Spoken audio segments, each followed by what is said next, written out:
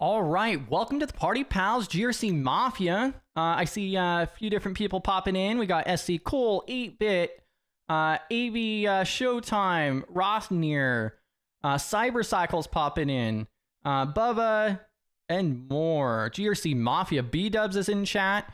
So right out the gate, we are here to break down barriers, foster collaboration and community, working towards a more secure future for everybody. Definitely a learning and growing environment. At the end of the presentation today, we will open up the stage as we typically would. When you guys do come up on stage, we'll drop the link after the presentation to do so. You do not have to turn on your video. You can just run your mic if you prefer to do so. Throughout the presentation, definitely drop your questions in chat. So drop questions, resources, whatever you'd like in chat. If you guys want to share your personal LinkedIn or other social media, go ahead and hop into our Discord server, head on over to the live chat channel, and drop the links there, and it'll relay that to the rest of the platforms as well. And I don't know if B-Dubs already dropped it, but we also have our badge today, so now you can officially go collect your badge. I did see a few people trying to catch that badge early. GRC Mafia. If you do share something that you don't want to be public, certainly reach out to me on Discord or LinkedIn. You can also contact me at contact@studygrc.org, and we could figure out how to get that redacted and figured out for you. I cannot stress it enough. Definitely ask questions, share resources, and so forth. Both me and B-Dubs are behind the glass today, and we'll be trying to keep track of everything here. I do not worry about overwhelming Evan today. I'm sure he could answer every single one. He's got the CISSP. Come on, man. Also, if you guys may be familiar with it, but we also have B-Dubs' website. So BritWhite.io, not only is she publishing an article every single Monday related to cybersecurity and GRC, but then also she has the ongoing CISSP study group that's meeting up on Tuesdays and on Saturdays. The link for both of those are in the chat now. And then, of course, we have our website as well, StudyGRC.org. And that's where you can find the rest of the platforms that we stream to, along with our calendar with the most up-to-date information and our resources page as well. A couple things before we get started with the presentation is I did just launch the giveaway. So this month's giveaway is going to be a RMF book for the risk management framework. It's a book for that Jack Scotts was talking about on LinkedIn earlier. Yesterday, she posted about that, and I was like, oh, that's a great idea. But then also this month, we're going to go ahead and throw out a StudyGRC t-shirt as well. So there's going to be one winner that gets a book and a free StudyGRC t-shirt this month. All you do is you hop into our Discord server, you go over to the giveaways channel, and you click on participate. That's it. No strings attached or anything else. That is sponsored by cyber.com. And I'm going to go ahead and drop their link in chat too. So they have some really awesome labs and so forth. And I was basically telling him, like, hey, you know, he's a really good friend of mine and so forth. And he was like, hey, let me help you out, you know, on the sponsorship for the giveaways. Because that's just something bonus for the community every single month. Cam actually just won last month's, which is the ticket to the HIPAA conference on the 10th and 11th this month. Let's see here. I'm going to double check chat real quick. I think I got those items covered out. Also, another really important thing that I want to throw out there as well is also our survey. So I'm going to go ahead and throw this in chat. I believe this is the right command for it. So I'm dropping in chat right now one of the commands here. That is not the right command. Okay. So also one of the other key things I wanted to mention real quick is also we have our survey that's out. So if you guys are active inside of our server, then you guys probably saw that we were talking about issuing out a survey. We do have the State of Study GRC coming out live on the 12th. So I believe it's the 12th at 11 a.m. We'll have the State of Study GRC for quarter 2. And I would really appreciate it if you guys could take a few minutes of your time and fill out the survey that I'm throwing in chat. So you can access that by just going to studygrc.org. And then it's /survey. And it's about 15 questions in length, just asking some generalized questions. So that way, what we're trying to do is just bring more value to the community, help the community out, foster collaboration, community, and so forth. So that's going to help us achieve our missions a lot more spot on, and also get a feel for what the community actually needs, where to spend our time, basically. and then also where we're at this point in time. So if you guys can take a few minutes, I would really, really appreciate that.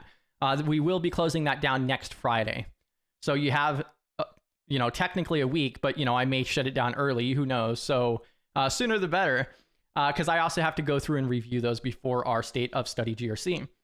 But now with all of that out there, I believe I covered the giveaway. I went ahead and mentioned the badges, and we also got that survey. So I'm going to go ahead and transition over here and bring Evan up. So you guys may know that we're going to be talking cyber on a shoestring with Evan. Welcome to the party, pal. Hey. Evening, everybody. Thank you for joining us, and I'll go ahead and pass it on over to you. Oh, you're too kind, putting all the pressure on me. Evan's absolutely great friend, awesome dude. I'm really looking forward to this presentation. I'll leave it on over to you. GRC Awesome. Mafia. Thanks, Chris. Hey, everybody. My name is Evan. By day trade, I am an InfoSec Analyst in the financial sector, and then also I am the CISO here at StudyGRC.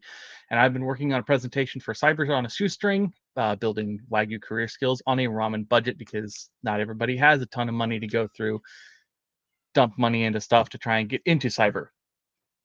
This is going to be applicable for both if you're new trying to come into cyber, if you're already in cyber and you want to kind of change directions a little bit, or if you're just wanting to build more skills without spending a whole bunch of money.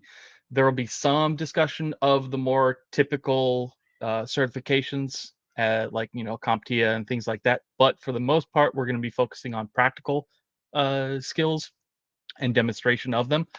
So it's going to be leaning more on the practical side of certifications as well. So we're going to go ahead and get right into it. I have chat up on the side. I'm going to try to check it periodically for questions, but I'm not going to be keeping an eye on it too much. But I will definitely loop back for questions towards the end and make sure I get everybody. All right, so for an introduction, so why this actually matters. Breaking into cybersecurity is it's rough, especially nowadays with the market getting a little bit tougher. A little bit is an understatement.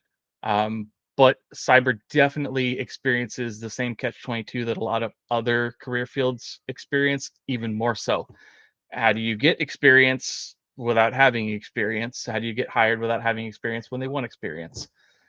So a lot of aspiring professionals, including myself, I was in this situation previously, still am, still working on building my skills. People will invest thousands of dollars into degrees and certifications and still struggle to land their first role. Currently, it's a big problem. A lot of boot camps are touting get-rich-quick schemes, things of that nature. And then they're graduating, people are graduating, and jobs aren't really there for those people. So the truth of it is, the majority of cybersecurity professionals and employers are going to value practical skills and hands-on experience over certs and traditional credentials, things of that nature, your degrees, things like that. Your ability to demonstrate real-world capability is going to be a very key deciding factor in hiring decisions. If you can actually demonstrate that you are able to do what you need to do in the position. My approach for this presentation is going to focus on cost-effective methods to build skills and experience that employers actually want when you actually get into the position. There will be some talk towards the end of things specifically for getting through the HR section, but for the most part, this is going to be skills and experience based. We're going to discover strategies that are going to require minimal financial investment, but are going to do the best that we can to get maximum career benefits for you. This is by no means a step-by-step guide. Everybody's journey is unique. Mine is different from yours, is different from yours.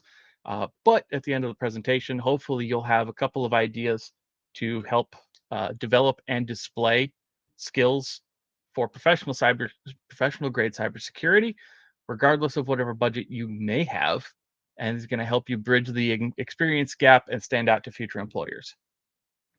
Do not take this as a step-by-step, you do one thing, then the next, then the next. Not everything in this talk is going to be applicable to you.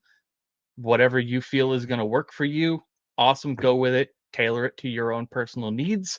And feel free to reach out to me afterwards if you have any questions. If I don't know, I can find you somebody who will be able to answer your questions. So first off, we're going to just take a brief discussion of the cybersecurity landscape. There's a lot of it. I broke it up into roughly 4 different domains. There are a couple of extra others, but for the most part, it falls under either red team, blue team, OSINT, and GRC, with some outliers as well, like cyber threat intelligence, which is blue team, but not.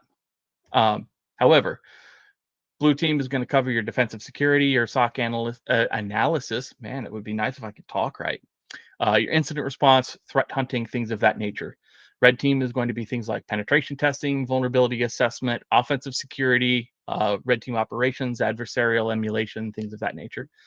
OSINT is your open source intelligence, threat intelligence, more CTI there, doing research on things that are available to the general public. And then GRC, we love GRC here, is going to be your governance, your risk management, your compliance frameworks, things of that nature. We will be talking about a little bit more in depth about GRC as well than I have actual slides for, and we'll lean more into GRC specifically in the Q&A as well. However, employers across all of these domains are going to consistently value technical skills like being able to use Linux proficiently, scripting abilities, cloud security knowledge, understanding the systems that you're defending and the vulnerabilities they have. You can't defend something effectively if you don't know how it works. But equally important are going to be your soft skills, including communication, problem solving, and analytical thinking. The key, or at least one of the keys to breaking into any of these areas, is demonstrating your practical capabilities through hands-on experience, something that you can build or do without spending a fortune.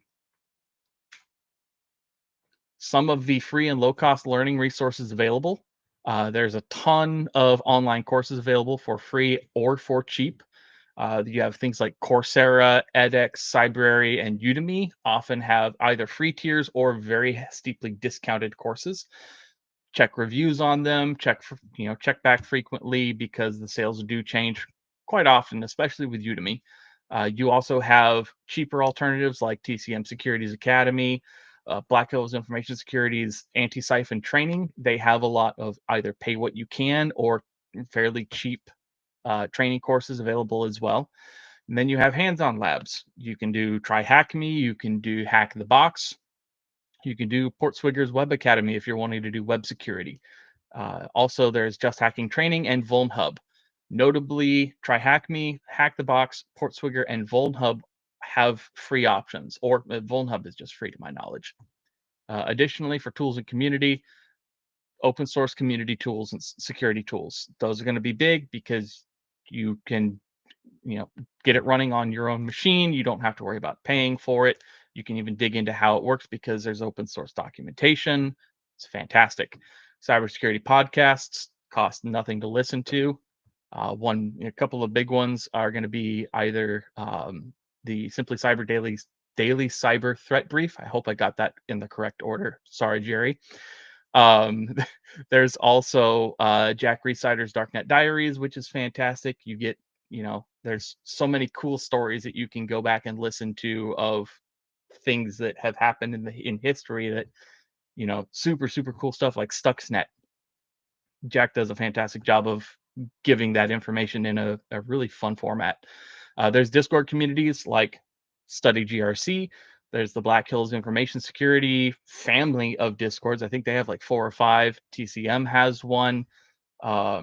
There's a cybersecurity Discord out there waiting for you, and probably multiple of them. Get into communities, make friends, talk with people. It's a great way to learn and expand not only your skill set but your community and your network. Reddit forums. There's r/cybersecurity. r/Kali is an interesting one sometimes. There's several others as well. And then GitHub repositories and tutorials. There's a lot of people that post either step-by-step tutorials on how to do things or just repositories of their own code on GitHub. You can go in, learn how it works, or follow their steps. Fantastic options all around. These resources are going to provide structured learning paths and practical experience at a minimal cost. And then when you combine them with a home lab, it's going to be a powerful self-education platform that's going to rival much more expensive training options like higher end certifications, getting a 4-year degree, things of that nature. Yes, it is exactly Cybercycle. It is all at some capacity a boot camp. It's just one that you're curating and building for yourself in essence. Um, the SAL one, yes. So I took the SAL one exam the other day. I had some personal struggles, mostly attributed to the way my neurodivergence was working, and a couple things didn't click. I was very close. I'm going to take the retest here in a couple of days, I think. Try Hack Me is fantastic. So is Hack the Box. One distinction: Try Hack Me is going to be more of a step-by-step how to do it in terms of a structured learning path, whereas Hack the Box is going to be more challenge or capture the flag oriented. All right, so first off, we're going to go ahead and dive into OSINT first. Personally, I absolutely love OSINT. OSINT is also very, very cheap and free to get into. Very few tools in OSINT that you actually have to pay money for. So first off, what is OSINT? It is going to involve yeah, there you go. Uh, Open source intelligence involves collecting and analyzing publicly available information to generate actionable insights. It's going to be valuable across multiple cybersecurity domains, from threat intelligence all the way up to penetration testing. So it's going to cover CTI, blue team, you want OSINT, red team, you want OSINT. It's great, great way to get it all the way around. It's going to be able to benefit your career for the rest of your life. Even just learning how to think for OSINT is going to be fantastic. One great way to learn from experts is going to be to follow OSINT specialists like Michelle Khan. I hope I got that correct. Ritu Gill, Gary Riddell, Lisette Abercrombie, Sophia Santos, and Mrs. OSINT, just to name a few. They post tutorials, case studies, methodologies, talks. They post challenges quite frequently. In fact, Mrs. OSINT just posted one yesterday that was a lot of fun. And it's going to be valuable learning opportunities. And then in terms of getting certified for OSINT, there's not a whole lot in terms of practical certifications right now. The only one I'm aware of is the Practical OSINT Research Professional from TCM Security, PORP. It started off as PJOR, I believe. I need to get used to saying PORP. But it's going to be a practical validation of your skills, and it's going to help your resume stand out to potential employers in terms of OSINT. OSINT is going to be an excellent entry point into cybersecurity because it's going to require fairly minimal technical infrastructure to practice and fairly minimal technical expertise. You don't know really, you don't need to know how to technically work on the innards of a computer, so to speak. So long as you're able to use a browser and think critically, you're pretty much going to be set for success with OSINT. Blakeinator, yeah, Darknet is fantastic. I've gone back over the repository of Jack's stories several times. It's been a lot of fun. So OSINT tools and techniques. So first and foremost is going to be search engines and operators. Learn how to search for what you want to search for. You're almost always going to have access to Google, Bing, Yandex, whatever search engine you prefer. That's going to be a great way to start. This is going to be the key skill that's going to transfer over to everything else. Social media investigation, so learning how to extract and analyze information from social platforms using both manual techniques and specialized tools. There are tools out there that you can use to search for username profiles, things of that nature. Domain and IP research, so using whois lookups, passive DNS inquiries, and other techniques to investigate the digital infrastructure of an entity and uncover whatever relationships they have. If you find out what their mail server is, you can do recursive DNS searching on it, and you might find other services that that entity uses that are tied to it. And then lastly, we got geolocation tools. Google Earth and Google Maps are huge for this, but they're not the only ones. So you're going to employ mapping services and geolocation techniques to verify locations and gather geographic intelligence. If you're planning a red team operations or a physical penetration test, you're going to want to scout out the building before you get there. Google Maps, Google Earth, or any other GeoInt tool like that is going to be very helpful there. These tools can all be learned and utilized with zero or minimal cost, and many professional OSINT practitioners rely primarily on freely available resources, making this a particularly budget-friendly specialization to develop.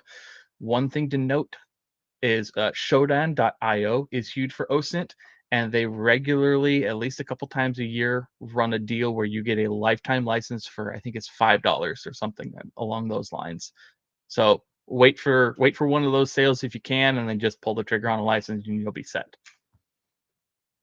Practical OSINT projects, because we love being able to show what we've learned. You can map a company's digital footprint, research their domains, their subdomains, their social media presence, physical locations that they have, and then document your methodology and your findings in a professional report. You can have it stored as a portfolio of your work, for example. You can investigate an event or a cold case, find something that you have particular interest in, and it might even stick a little bit easier in your brain. But say you want to do an investigation on a certain Super Bowl or a certain crime cold case or something like that. You can use publicly available data to analyze a historical event, and then practice an ethical intelligence gathering while developing your analytical skills. You can automate OSINT collection. So learn to use Python or other scripting languages to collect and organize OSINT data automatically. That both demonstrates intelligence and technical skills, as well as the ability to think analytically about how you want that particular script to function. And then participate in challenges. Like I mentioned earlier with Mrs. OSINT, she posts some, so does Sophia. Gary Rodell will post some occasionally. It's a challenge of, hey, find me. There's a YouTube channel that does these all the time where he is performing the challenge. I think it's Jose Monkey. He'll, within a couple minutes, he'll show you how he found a certain location. And then from these, you can create professional reports of those to showcase your work. However, remember to conduct all OSINT activities ethically, responsibly, and legally. Document your work thoroughly, and then you can create portfolio pieces of those to demonstrate your skills to potential employers. But particularly with OSINT, you want to make sure that you're going about things ethically, just because of the personal information nature of what you're doing. Let's see. Check here. Oh man, yeah, chat's moving too fast for me to be able to keep up with. But we do have Chris and B-Dubs on the back end tagging stuff for Q&A later on, so I promise I will get to them. All right, so next up is building a cost-effective home lab. I am a huge advocate of home lab building. I have actually 2 running currently at the house. But why would you want to build a home lab? Well, first off, it's going to provide you a safe and legal environment to practice your cybersecurity techniques hands-on. Particular benefit for your offensive cyber. It's going to allow you to simulate real-world scenarios, test security tools, and develop practical skills that employees are going to value. You can take offensive actions against yourself because you don't have to worry about getting sued or getting thrown in jail for it. And it's more easily tinkerable by you, as opposed to like try hack me or hack the box, where their infrastructure is locked down and you only have access to the instance of that sandbox. Building a home lab helps you to have direct experience with security tools and environments, which is going to give concrete examples to discuss in interviews and to help demonstrate your initiative and your commitment to learning. Some essential components that you're going to need for a home lab: don't need a whole lot. You can start off with an older computer, so long as you can host at least a virtual machine or 2 for testing. And you can even use cloud free tiers, like either with AWS or Azure or Google Cloud. Combining a home lab with open source security tools, virtualization software, and purposefully vulnerable systems like OWASP Juice Shop, Damn Vulnerable Web App, VulnHub VMs, so on and so forth, you can create a comprehensive training environment on a minimal budget. In terms of home lab, it's really a case of the sky is the limit in terms of how much you want to spend, how much hardware you want to allocate to it. You can scale it all the way from something super tiny to something, you have take up your entire basement if you have one. For home lab stuff, I highly recommend following content creators like Ben Heater. Ben has a fantastic website at benheater.com. He specializes in budget-friendly home lab setups and particularly converting old laptops into home labs to help you get started with minimal investment while maximizing your learning opportunities out of a home lab. So you're working on a budget. What kind of home lab hardware do you want to start with? So we're going to start with the cheapest option and then work our way up from there. So cheapest is using what you already have. Either your existing laptop or desktop, you can probably run multiple VMs on it if you're keeping your resource allocation pretty minimal. This is often going to be enough for beginners and is going to require zero additional investment. Next step up, you could repurpose some old equipment that you have. If you have outdated computers that just are too slow to run for normal like Windows usage, you can make it a dedicated lab system. Aim for something with at least 8 gigs of RAM and a multi-core processor, but nowadays that's not too hard to do. Next step up from that would be something along the lines of a Raspberry Pi, just like Fleckinator said. They're inexpensive single board computers, normally about this big around. You can get them from $25 to $75, and they can serve as network security testing devices, web servers, or even a full penetration testing platform. You can throw Kali Linux on a Raspberry Pi. And then beyond that, if you want to explore your budget resources, you can check eBay, Craigslist, or if you have a local electronics recycling program for affordable options. I personally have an old decommissioned Dell server that I got off of eBay. In a lot of cases, you can get something that's a couple of generations old for a couple $100, or if you go even older, you can get something that's going to cost $50 to $100, and you end up paying more in shipping. One word to the wise, a lot of times when people are trying to offload the really old stuff, you're going to end up paying more on a monthly power bill than you do on the actual hardware itself.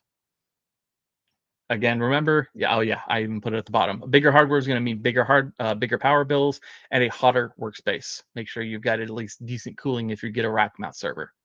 Start small and then expand as you need, and that'll help keep your initial and ongoing costs manageable.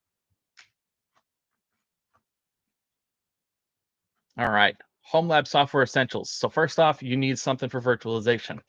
I'm a big fan of the free options. Personally, I run Proxmox as my Type 1 hypervisor on my server, and then I run VirtualBox on my desktop to have additional capabilities there. VMware is also an option. I've become less of a fan of them, especially now with all of the Broadcom shenanigans, but you can get VMware Player. I think you can still get VMware Workstation for free. However, I'm not sure how much longer that will be available. But yeah, just use a hypervisor. Throw Proxmox on something, and then you're good to go. Proxmox is free. You don't have to worry about it from there. But the hypervisor, one of those, is going to allow you to run multiple operating systems simultaneously on a single device. So you can build out an entire virtual network on one physical device. And we'll get into a little bit more on how to do that after that. Operating systems, you can use Kali Linux for pen testing, Debian, Ubuntu, or CentOS for your Linux endpoints, as those are going to be the most commonly used in commercial spaces. And then Windows 10 or 11 or Server 2019 or 2022 for your Windows endpoints. And then you can use specialty distributions like Security Onion, or I think it's Sawfelk for defense and monitoring. I think it's called Sawfelk. Security tools, you can equip your lab with open source tools like Nmap for scanning, Wireshark for traffic analysis, Metasploit for exploitation practice, and OpenVAS or Nessus for vulnerability scanning. Most of those are already going to be preloaded on a Kali Linux VM. Just make sure you have them and you know how to use them.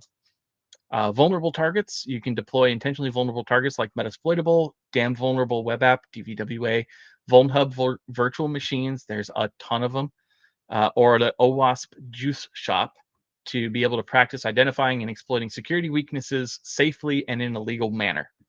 If you go to VulnHub, they even have the virtual machines ranked from, I think, easy to hard. And so you can start off with the easy ones and to work your way up. Also with VulnHub, actually with all of them, there's tons of write-ups online, people who have done their own documentation for this exact purpose. You can learn from them and then do your own write-up if you want as well.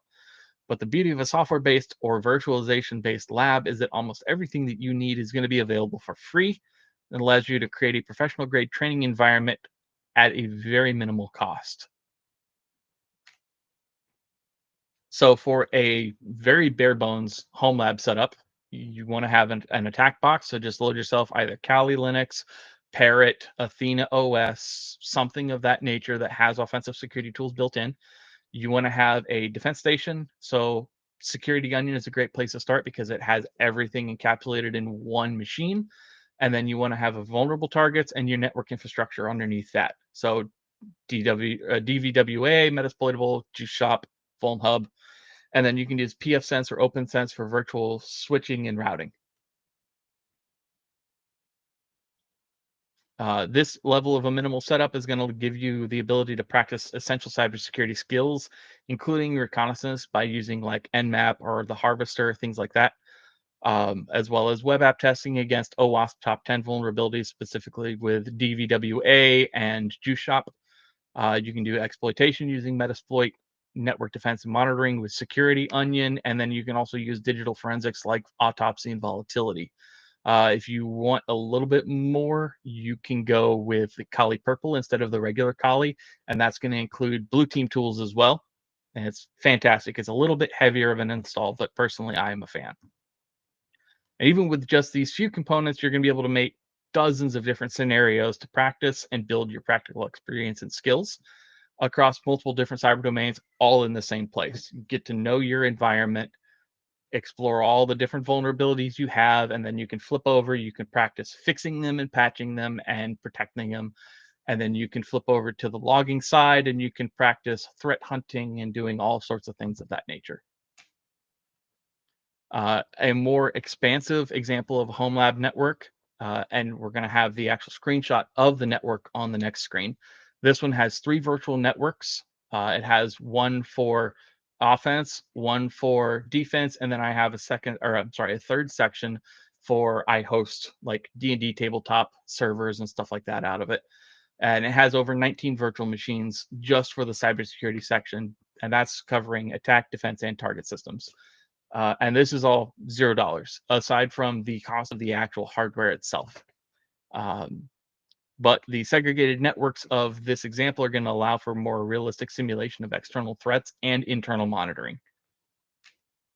So this is a lot more than most people will ever need. This is a case of I had the resources available on the server and I felt like just building something as big as I could just to see if I could actually make it work. So in this case, we have on the center here boxed in red are my 3 offensive servers or offensive machines. I have a Black Arch machine, Parrot OS, and a Kali. And then on the blue team here on the right-hand side, we have a mixture of Windows and Linux boxes, as well as Security Onion. And I think I ended up, oh yes, I put Juicebox down here as well. So it covers both desktops and servers. I have some servers configured to be an approximation of an application server, some for database servers, and then I have a pair of Windows Active Directory servers running in tandem as well to help practice with doing Active Directory attacks of that nature. However, this is overkill. It's a lot. When I run this on my server, the temperature in my office typically goes up by about 10 degrees. It's not it. I need to scale it down. Particularly, I need to get better hardware than the old server I have, something that's not going to be like, a volcano going off in the rim. 8-bit, yes, that is correct. Kali Purple is great, but be aware that it does not come with RockU or word list off the bat. You need to install those. That is correct. You need to go in and install them manually after you get the actual VM set up. So now you've got a basic setup for your home lab. We want to talk about expanding it. Start off with a single server, run a couple with, man, I can't talk. Yes, that was looking very technical, wasn't it? I promise. I think that's about the most technical that this talk's going to get. I promise. Aside from talking about the actual tools. But yes, so basic setup, you want to start with a single computer running virtualization and 2 or 3 virtual machines. Practice your basic offensive and defensive techniques. Then from there, start expanding. Maybe use a containerization like Docker or something along those lines, Kubernetes, whatever you prefer. Integrate with cloud services, maybe with free AWS or Azure tiers. And then you can even deploy honeypots and expose them to the open network if you really feel spicy to study attack techniques. I think after run, or let's get technical for home labbing. That could be fun. Yeah, I'd be down. I could sit there and talk about home labbing for hours. So I promise I'll try and get through this quickly. But as you go, you want to build complexity. Don't try and build something super complex right off the bat. Start simple and then just build it up like Legos. Implement network segmentation with pfSense. You can add IDS or IPS capabilities, set up a SIM like Security Onion or Waza or whatever your choice is, and then document everything. Everything you do, documentation. Not only does it make it easier for you to go back in and fix it if you accidentally broke it, but you can also turn your documentation into a portfolio to show potential employers that shows the level of skill and knowledge that you have built, as well as the dedication that you have towards learning. Each expansion of your lab is going to be an opportunity to learn new sysadmin and networking skills as well. Again, document the processes carefully, because not only is the ability to explain how you built and manage your lab itself going to be a valuable skill for the employers to look at, you're going to need to know how you built it so you can fix it properly. Yes, Elk. Elk is fantastic. Security Onion comes with Elk, an Elk stack already in it. Also, Soft Elk, SOF-Elk, is a fully plug and play Elk stack distribution that was developed by one of the instructors at SANS. It's ready to go straight out the box, has a whole bunch of different grok profiles on it. Yeah, it's but Elk, if you're wanting to do it for home lab, Elk is the way to go. Splunk is great to learn, is specifically for the commercial aspects, because right now Splunk has something like a 30% market share, and if you get in with a big company that leverages Splunk, it's great to know. But Splunk is a little bit harder to run a home lab on, and I can talk about that later on. So next up, we got red team and penetration testing practice for your offensive stuff. The reason that's going to matter is because developing your offensive security skills is going to demonstrate your understanding of attacker methodologies and the mindset underneath that. This knowledge is going to be invaluable for both offensive roles and for building stronger defensive skills. Because if you know how people are going to attack you, it's easier to defend against that. It's going to translate abstract security concepts into practical hands-on abilities. Practice platforms are huge for red teaming. Try HackMe, Hack the Box, and Portswigger Web Academy are just a few. Black Hills, InfoSec, and Anti-Siphon also have the cyber range. There's a whole bunch of different ones.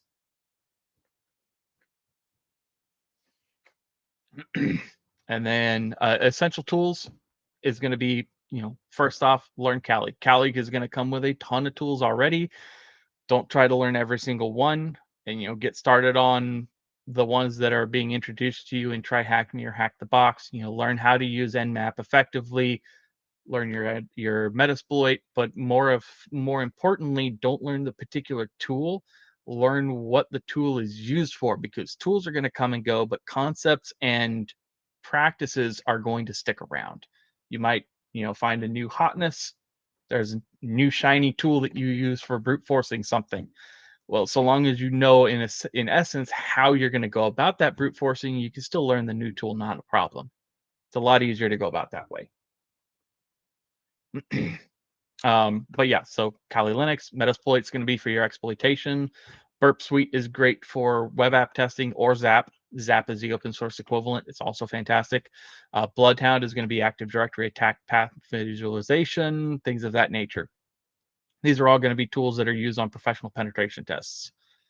But the key for developing your valuable practical red team skills is going to be consistent practice in environments that are realistic.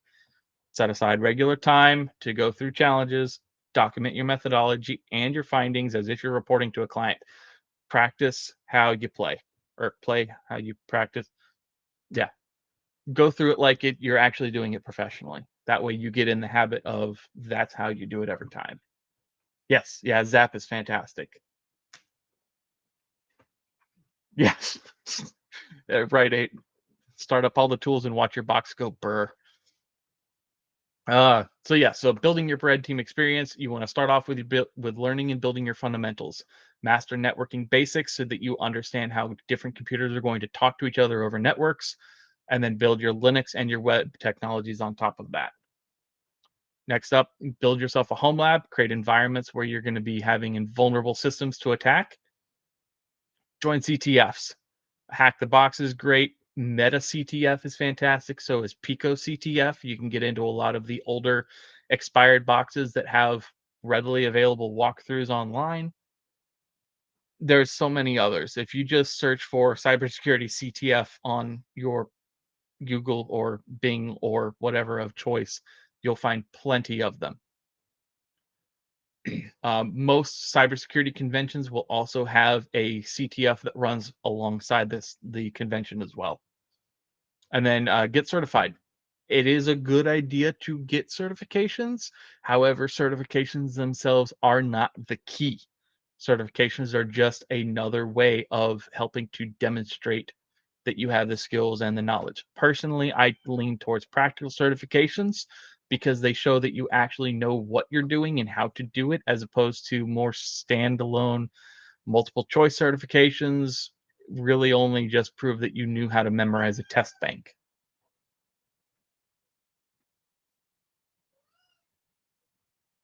Yes, yep. Practical certs is a strategy of professional development and growth. Absolutely. You're going to see the name TCM Security pop up a lot in this talk. I promise I'm not sponsored by them. I do have some people that I'm very close with that work with them, but I genuinely believe in what they're doing in terms of how to go about with practical certifications. That being said, for Red Team certs, starting off with beginners, the Practical Junior Penetration Tester from TCM Security is going to start off with a solid foundation. It's going to focus on your AD pen testing, like internal Active Directory. As you progress, you can start looking at intermediate certifications, like either the Practical Network Penetration Tester from TCM Security, or the Certified Penetration Testing Specialist from Hack the Box. Those are going to be more advanced. They're going to start including network penetration testing on top of the Active Directory, more things on top of that. Document all your projects and challenge solutions thoroughly. If you're doing Hack the Box, or if you're doing Try Hack Me, you're building your home lab, doing your own stuff, doing CTFs, document it yourself, even if it's just for your own notes. That helps you with being able to create write-ups later on down the line that will be used to demonstrate your methodology, tools used, and a problem-solving approach that are going to make for excellent portfolio pieces for job applications.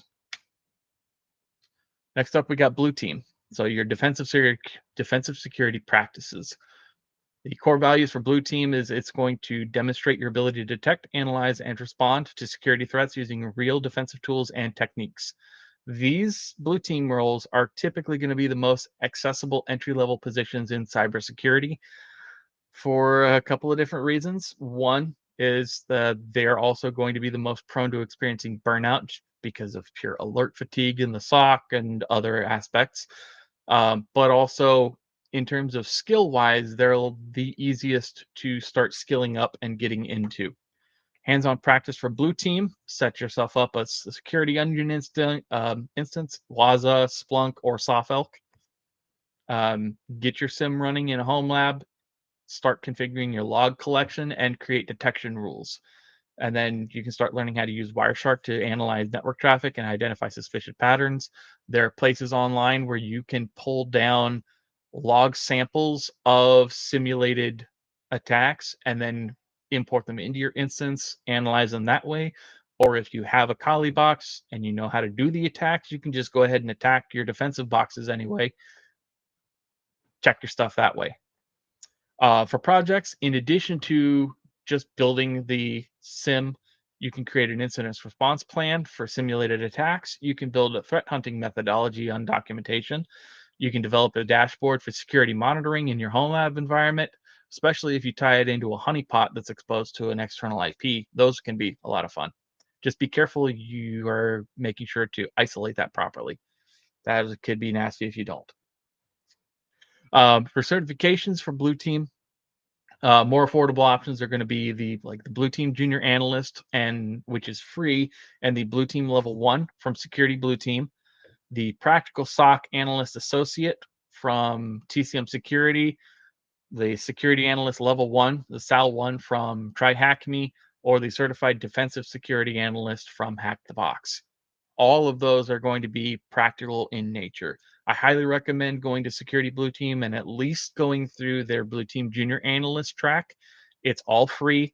It's a lot of really good information, gets you started firmly with digital forensics and incident response, as well as some Splunk knowledge and some SIM knowledge, things like that. Blue team positions are often going to have lower barriers to entry than offensive security roles. So this is primarily where people are going to get their start. Not all the time, though. Focus on developing a methodical approach to security monitoring and incident handling, and the ability to create reports that showcase your thought process through creating those. Next up is cyber threat intelligence. This ties into blue team, but cyber threat intelligence as a discipline kind of stands on its own. There are dedicated cyber threat intelligence roles where that's all you do. You're not doing any defense with it. You're just handing the information off to somebody else. You can set up open source tools like MISP, the Malware Information Sharing Platform, OpenCTI, or Intel OWL in your home lab. And these platforms are going to allow you to collect, analyze, and evaluate threat data like a professional threat management team. Again, this can be tied in with a honeypot. Use the honeypot to pull in the data, and then use the threat intel platform to analyze it and provide it to someone else. Learn MITRE ATT&CK. Being able to map adversary behaviors using the MITRE ATT&CK framework is going to be key for a role like this. So create a project documenting a known APT grouped tactics. Just a moment. I need some more caffeine. Sorry. I'm slowly losing my ability to speak English. I'm sorry. Okay, so create a project documenting a known APT group's tactics and techniques based on public reports from organizations like Mandiant. There's tons of those reports available. You can go in, pick a name that sounds cool, although most of the APT's names sound cool. It's unfortunate. Something Bear, or Cozy Bear, or whatever you want to do. I know, I wasted 8 seconds of your life. Don't worry, I can do that more with a Q&A. And then honeypot deployment. So set up a threat intelligence honeypot using tools like Teapot, MHN, Dionea, Honeything, Canary Tokens, Elastic Honey, or Cowrie. A lot of them all will cover a certain subset of honeypot. So there's some that are for IoT devices. There are some that act like a SCADA device, things of that nature. These are going to provide hands-on experience with actual threat actor behaviors. However, again, be careful when you do this because you are inviting legitimate threat actors into that device. So make sure that it's either segmented properly or you have it hosted somewhere off network, like on a cloud provider or something of that nature. And then you can document your CTI projects thoroughly in blog posts, write-ups, GitHub repositories. You can create a visual dashboard of your findings if you want. I've seen some people that have made externally facing dashboards. You can go to their website for their portfolio and they have a link to their CTI dashboard, and it's really cool. Threat intelligence skills are going to demonstrate your analytical capabilities and your ability to understand the broader threat landscape. So it's going to be super helpful, even just in general. Yes, yeah, deploy it in production. Exactly.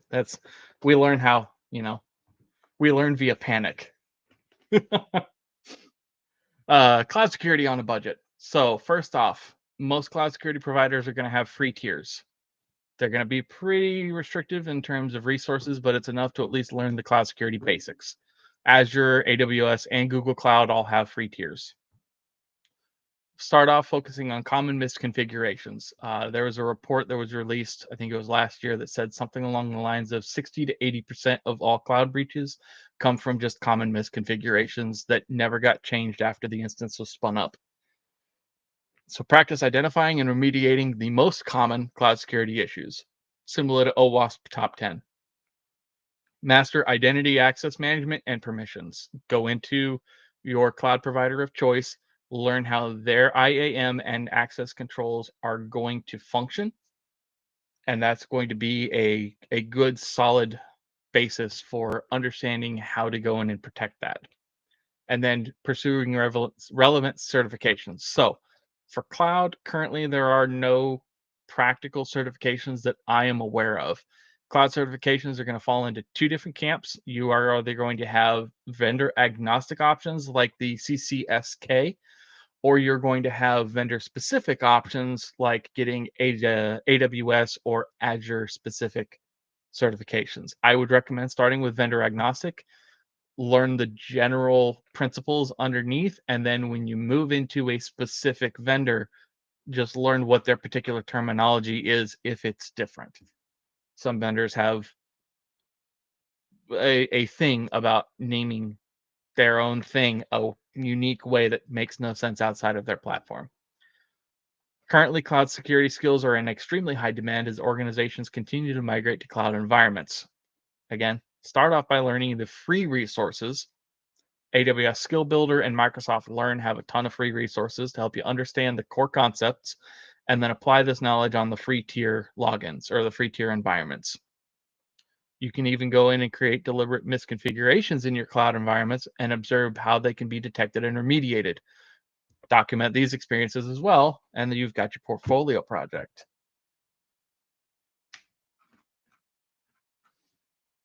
Oh boy, here we go. GRC. GRC Mafia. So for security frameworks, study the ones that are going to be the most beneficial to you. If you are already in a position, cool, study the ones that your company uses. I highly recommend starting off with NIST CSF, then moving into 853. But I'm a big fan of NIST. ISO 27001 is locked down a lot more in terms of trying to learn about it. But in this case, I'm more going to be preaching to the choir because this is a section that everybody here is going to be a lot more familiar with. Download whatever free resources you have for the framework website that you're looking at. You can create comparison matrices so that you at least understand on a lower level what the differences between each framework is going to be. Understand where it's going to be more applicable. Man, I'm getting swarmed by my cats. Sorry. Understand which framework's going to be more applicable in which situations. It's going to help you make better decisions later on down the line of how to implement them, as well as gives you more knowledge to talk to in an interview. Yeah, GRC hype. Risk assessments. Practice formal risk assessment and evaluation methodologies. Make a risk register for a fictional company. Come over, volunteer at StudyGRC, and we can help with doing things like that. We can help with ideas for how to go about making projects and portfolio items and things of that nature. How to get actual GRC experience on the table before getting into your first role. Develop quantitative and qualitative assessments, things of that nature. For example, Flakinator, here's one of them. He is being a little brat tonight. Policy development. Learn how to write security policies and procedures. Draft up accessible use policies. Create incident response plans, business continuity plans, you name it. You can go through and have a lineup of several different companies. You can have like a small mom and pop shop, and then write up another set for a mid-range company that has a couple hundred employees. You can keep on going. Yeah, exactly. PBO with the 800-53 call out right there. But you don't have to write policies for existing companies. You can just make something up off the top of your head and then document what your constraints are, what the specifics of that company is, and then just go to town. And then certifications.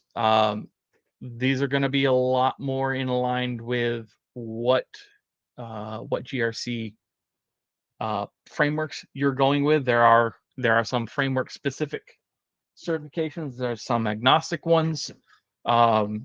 Good foundational start would be with Security Plus and IC Squared certified in cybersecurity, and then go from there. Reach out to people in the community, get a feel for what actually has a better reflection of the direction that you're trying to go.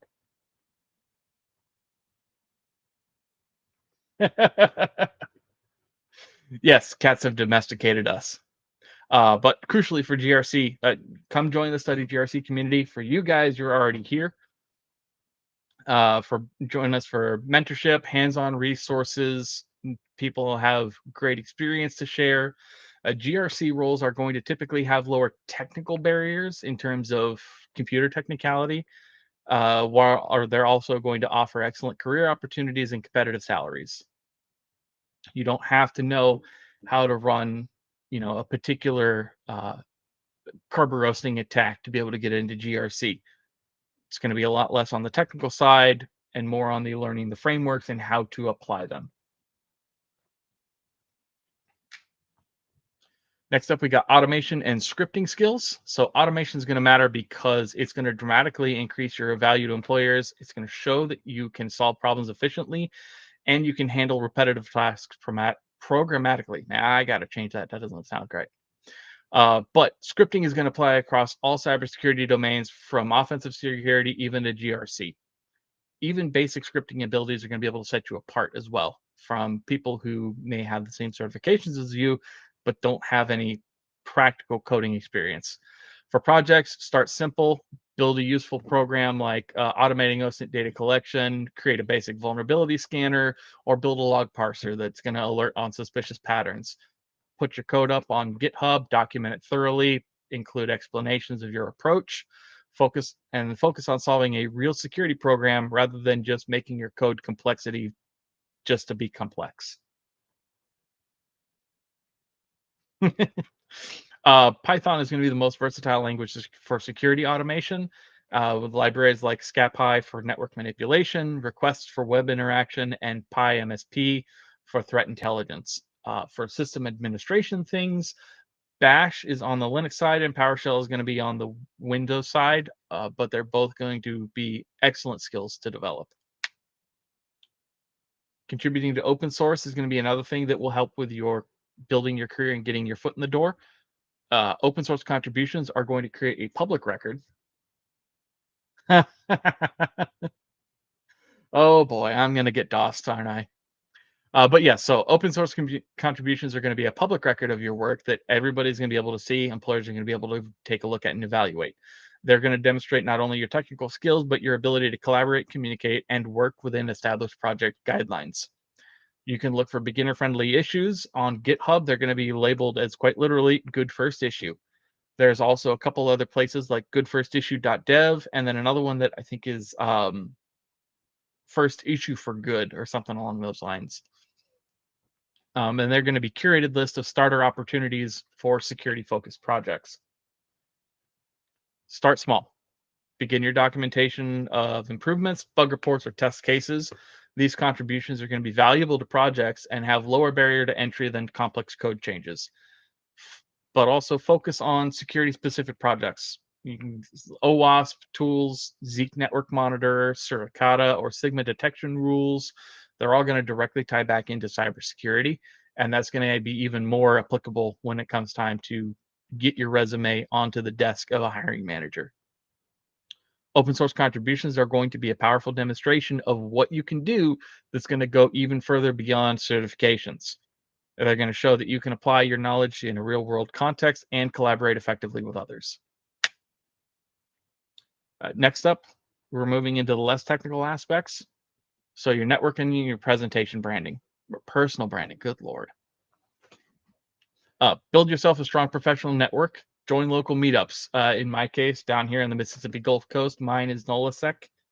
Unfortunately, it's like an hour and a half away. Or you can go to your local B-Sides, go to DEF CON, or join your Simply Cyber chapters. Attend conferences like NOLACon, Wild West Hack and Fest, DEF CON, or your local B-Sides, or if any other local conventions you have. And then participate in online communities such as community Discord servers like StudyGRC, BHIS and the Anti-Siphon family, TCM Security, Wild West Hack and Fest has one specifically for them, Simply Cyber Discord, and then Reddit forums as well. But most importantly, when you're networking, focus on providing a value to the rest of the community, especially when you're asking for help. Show that you've already put the footwork in on doing the research, There's a lot of people who try to join a community and just start asking questions in a manner that makes it look like they're trying to just have somebody hold their hand and drag them through step by step how to do things, and not taking any initiative on their own. If you show that you've made the initiative of at least trying to figure it out on your own, you're going to get a lot more help from the community as a whole. Yeah, DEF CON groups. Yeah, definitely. There's DEF CON groups in most major cities. I know I think there's 2 even in the DFW area. And then next up, optimize your LinkedIn profile. You can showcase your projects, your certifications. You can write up thoughtful posts either directly on LinkedIn or on a blog, and then post about it on LinkedIn. And it's all going to show your journey as you go. You can make a portfolio that's going to highlight your hands-on experience in GitHub repositories, your project write-ups, and your CTF achievements even. Additionally, developing soft skills is going to be essential. Almost all cyber roles are still going to have some level of human interaction left in them. Maybe less than help desk, but you still need to be able to communicate effectively and professionally, not only with the rest of your team, but with other users, vendors, you name it. Night Flakinator, thanks for coming, hanging out with us. Appreciate you. So you want to work on developing your communication skills, your documentation skills, your ability to collaborate, and then your presentation skills. So for communication, you can start by practicing by explaining complex technical concepts to a non-technical audience, and use proper English, unlike me. The ability to translate security jargon into business language, it's a huge thing. That is bigger than most people realize, especially once you start moving into any form of cybersecurity leadership. Being able to translate SOC talk into boardroom talk is huge. Next up, for documentation, you can develop your skills in writing clear and thorough reports that are going to document your findings, your methodologies, and your recommendations in a professional manner. We've already been talking about this. Collaboration is going to tie into your open source contributions. You learn to work effectively with a diverse team across technical and business functions. It's going to tie you in well to work with project managers, things of that nature, because security roles very rarely operate in full isolation. And presentation is going to be helpful. You can practice by delivering security briefings through groups like Toastmasters or on the StudyGRC YouTube channel, or anywhere else you want to. You can create video tutorials on YouTube. You can put them on TikTok, LinkedIn, wherever you want. Or you can write blog posts about your projects like Brittany does on brittwhite.io, is it? They'll post the link for me. Thanks, guys. Technical skills, remember, they may get you the interview, but soft skills are often going to determine whether you get hired or not and how far you advance. They're going to get you through the interview. Invest your time in developing these alongside your technical training to have a well-rounded professional profile. All right, we're getting very close to the end. Thanks for hanging in there with me. Next up is going to be resume building projects. So you can build a security configuration guide to attach to your resume. So you can create a document, a step-by-step guide for securing a system or an application. You can include screenshots, configuration files, and explanations of the security principles that you're demonstrating. You could create a breach analysis report. You could research a recent public security breach using available information using OSINT, and document the attack vectors, the timeline, and the recommendations for prevention and mitigation. You can do volunteer security work. You can contribute to organizations like CISA's Volunteer Cyber Corps. I wrote this before CISA got shut down, so I don't know if that's still going to be relevant. We will see how that turns out. You can come join StudyGRC. We have volunteer options or opportunities available, or you could join a group like Hackers for Change to help with gaining real-world experience and helping others. And then lastly is open source tool development. Again, create yourself a simple security tool or a script like we talked about before that's going to solve a specific problem or function, and then document it thoroughly on GitHub with clear usage instructions. Focus on documenting what you did, how you approach the problem, what you learned, and the results that you achieved. Wherever possible, show concrete evidence of your work through either GitHub repositories, blog posts, or demonstration videos. And whenever you can, provide links in your resume to any portfolio style examples that you want to showcase in addition to talking about it. So give them the opportunity to see your work. Oh, CISO's still running. They just had layoffs. That is correct. Thank you. I got mixed them up with something else. And then lastly, we're going to build a job-ready profile. So you want to research target roles, focus on entry-level positions like a SOC analyst, a GRC analyst, or a junior pen tester. Study the job descriptions and identify common requirements and keywords. Figure out what the role needs, and then tailor your resume to that. Don't lie, but tailor your resume to focus on the aspects that you bring to the table that meet the requests of the job. But yes, definitely customize your resume for each application, though. You can go through and make templates for general role types, and then take the template and customize it for each application that you make. Highlight whatever relevant projects, skills, and certifications you have that match the job requirements, and then use specific examples of your hands-on experience. Next up, practice interviewing. Prepare for both technical questions and behavioral scenarios. Be ready to explain your projects in detail and how you approach the problems and how you think you might have been able to do it better. And then leverage mentorship. So seek guidance from professionals in your target role. Look up who are people that are well established in that particular field, in that role. Ask for resume reviews and mock interviews to identify for areas of improvement. There are quite a few people on LinkedIn who will be more than happy to review your resume. However, one thing to bear in mind is that if you ask 10 different recruiters how they want to see a resume, how they want it oriented, formatted, what they want on it, you're going to hear 8 to 10 different answers. So take that with a grain of salt. Get a couple people's different opinions. And then lastly, follow resources like Banjo Crashland's Job Hunt Like a Hacker series on twitch.tv.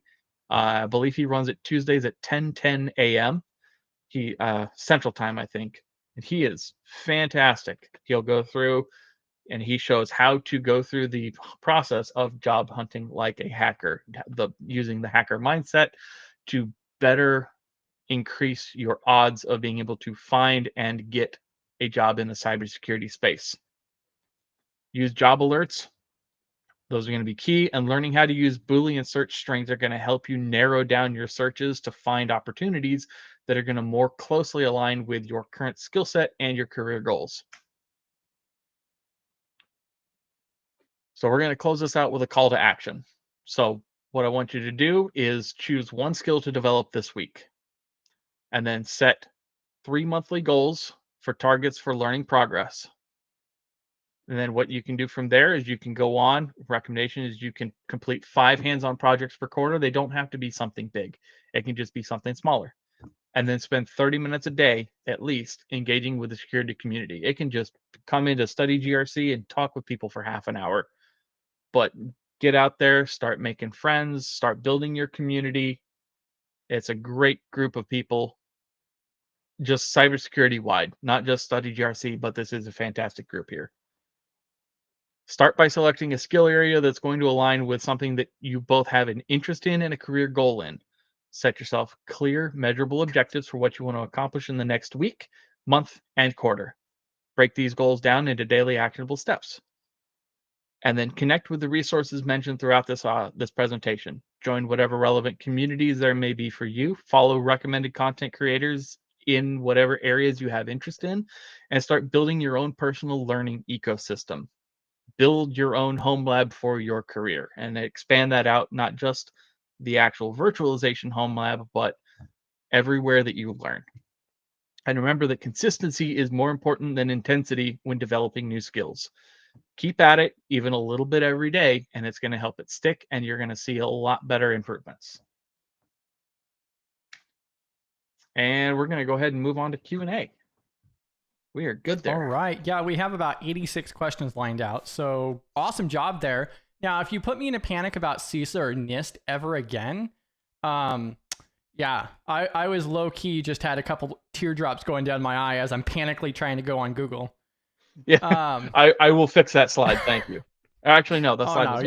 you're good. It was just me. Yeah, and they did have I don't even remember. I think it was like 2,200. Somebody in chat probably knows. But yeah, I know that they did have like a massive layoff, including some like really pretty important departments actually that I was kind of surprised about. Yeah, definitely go through, drop your questions in chat. B-Dubs is still watching that. We'll go ahead and pull some questions up, and then I'm going to drop that stage link in a moment. I'm also dropping Evan's LinkedIn here too, so connect with Evan. I also dropped his tag for Discord, so feel free to connect with him, send him messages and so forth. So yeah, awesome guy over here. Might take him a few days to respond, but that's just because we're gonna DOS him over here. One of the major questions that I saw a couple times actually was, do you have links for all of this? Do you have like a companion document? I am working on building out that documentation right now, so I will definitely be getting that built hopefully in the next week or so, or a week or two. And then we should be able to put the link in the description for this video, as well as I'll be sharing it in StudyGRC, in the Discord. Sorry. Perfect. GRC Mafia. And then what is that conference you're going to? Because you're going to be doing a full presentation on this as well, right? Yes. So this is I'm going to be giving this exact talk at NOLASEC in New Orleans in May. New Orleans has two main cybersecurity conventions. They have B-Sides, which is like May 12th and 13th, I think, and then NOLASEC, which is the week after that. They have them both back to back. I'm going to be attending B-Sides, looking to see S. Cole there, and then I will be talking at NOLASEC as well, giving this particular talk. Bam. Let me go ahead and pull this down. Oh, hang on, my camera's blurry. Let me fix. Oh, you're good. There we go. Bam.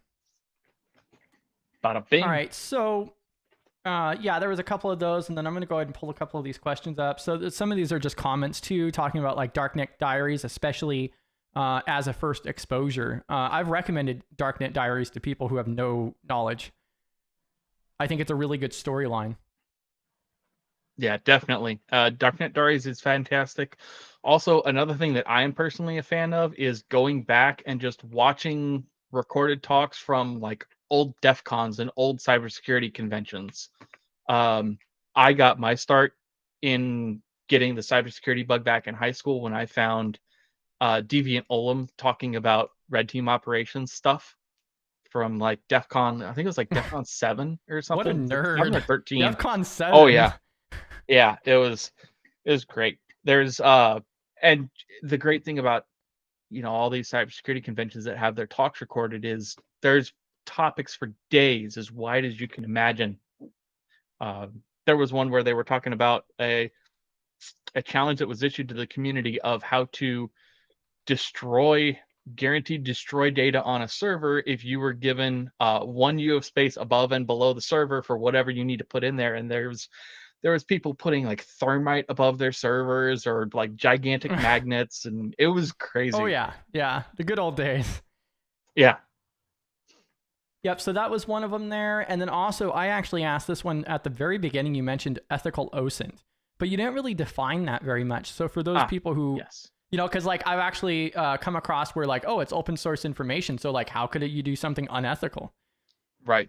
So the information itself is publicly available. However, the actions that you take with it, what you do depends on whether or not it's ethical. For example, not where I currently live, but my previous addresses are listed on a lot of the different like Truthfinder, People Search, you name it, right? And so you can find that information. However, if you take it and you start taking actions that are unethical, like you're trying to stalk someone or you're trying to negatively impact their life in any way, using the information that you got from publicly available resources, now you're over into the unethical side of actions. Yeah, which is also where you get like OSINT investigators too, and like they have to, follow like a rule book. I mean, there's still laws against that too. So right, exactly. It's like the Geneva Conventions, but for knowledge. Yeah, and then here we are again with 8-bit, not even knowing words. Yeah, there's that word. All right, and then also another one here regarding the home labs. What kind of hardware are you using, or what did you start with? So I started off with the first home lab that I built was actually just on my laptop. I installed extra memory on it, but I had VirtualBox running a couple of different virtual machines, and then I bought a Dell R630 server, rack mount server that is over in the corner back there. And that is currently running that gigantic screenshot that I had presented. See if I can get back to it. But anyway, so the big white screenshot that I showed that had like 3 networks and 19 different virtual machines on it, that's running on that server in addition to other stuff that I'm currently working with. So that's your actual network diagram? Yes, Or your, yes. Oh, geez. I thought you were just like made that in ChatGPT, and that's why I was like, wow, that looks really technical. No, that is 100%. That's what I built. It's using it's using pfSense for the virtual switching or virtual routing. It's using Open vSwitch for virtual switching, Proxmox for the hypervisor, and then a whole bunch of other stuff, different Windows and Linux boxes of all sorts of different flavors to try and give myself a lot of variety, being the spice of life. Yeah, and also like B-Dubs mentions here is like unethical would be finding somebody's phone number and then start texting them constantly. That's when it like goes into harassment, stalking, numerous different things. Right. Now, if somebody challenges you and you get their consent being the key term here, to if you find my old address here and then see if you can follow the rabbit trail to where I'm at now, okay, they get consent, but don't just go start doing that. Yeah. And it's also even like it's just also not being a bad person. Like, right. There's the good guys and there's the bad guys. So the golden rule heavily applies. Don't do with somebody else's information what you don't want them to do with yours. Yeah. And then also B-Dubs mentioned this earlier, emphasize on make sure you know how to use them. And I believe that was in regards to the home labs as well. Yes, I think she was specifically talking about the security tools, but correct me if I'm wrong, Britt. Knowing how to use them is fantastic. You learn whatever switches and commands each tool has, but more importantly, learn what it does and what it's used for in more of a general sense. That way, if that tool is no longer maintained or something like that, and you find another tool that does the same thing, you know what you need it for. Now you just need to learn whatever particular options or commands are specific to that new tool. Bam. So yeah, learn the general knowledge and the specific knowledge, but the general knowledge is going to be applicable all around. I need to figure out a better way to word that. That's all right. Well, and that's also one of the different benefits here too. Also, if you guys would like to present or somebody who you would like to present, let me know, reach out to me and so forth as well. We have 2 speakers every single month. And then we can also do special streams as well on top of that too. It's a really great spot to go through on a first or couple first runs and get more comfortable with it as well.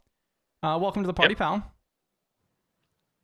Yeah, I was pulling this up because 8-bit over here is a diehard home labbing self-host.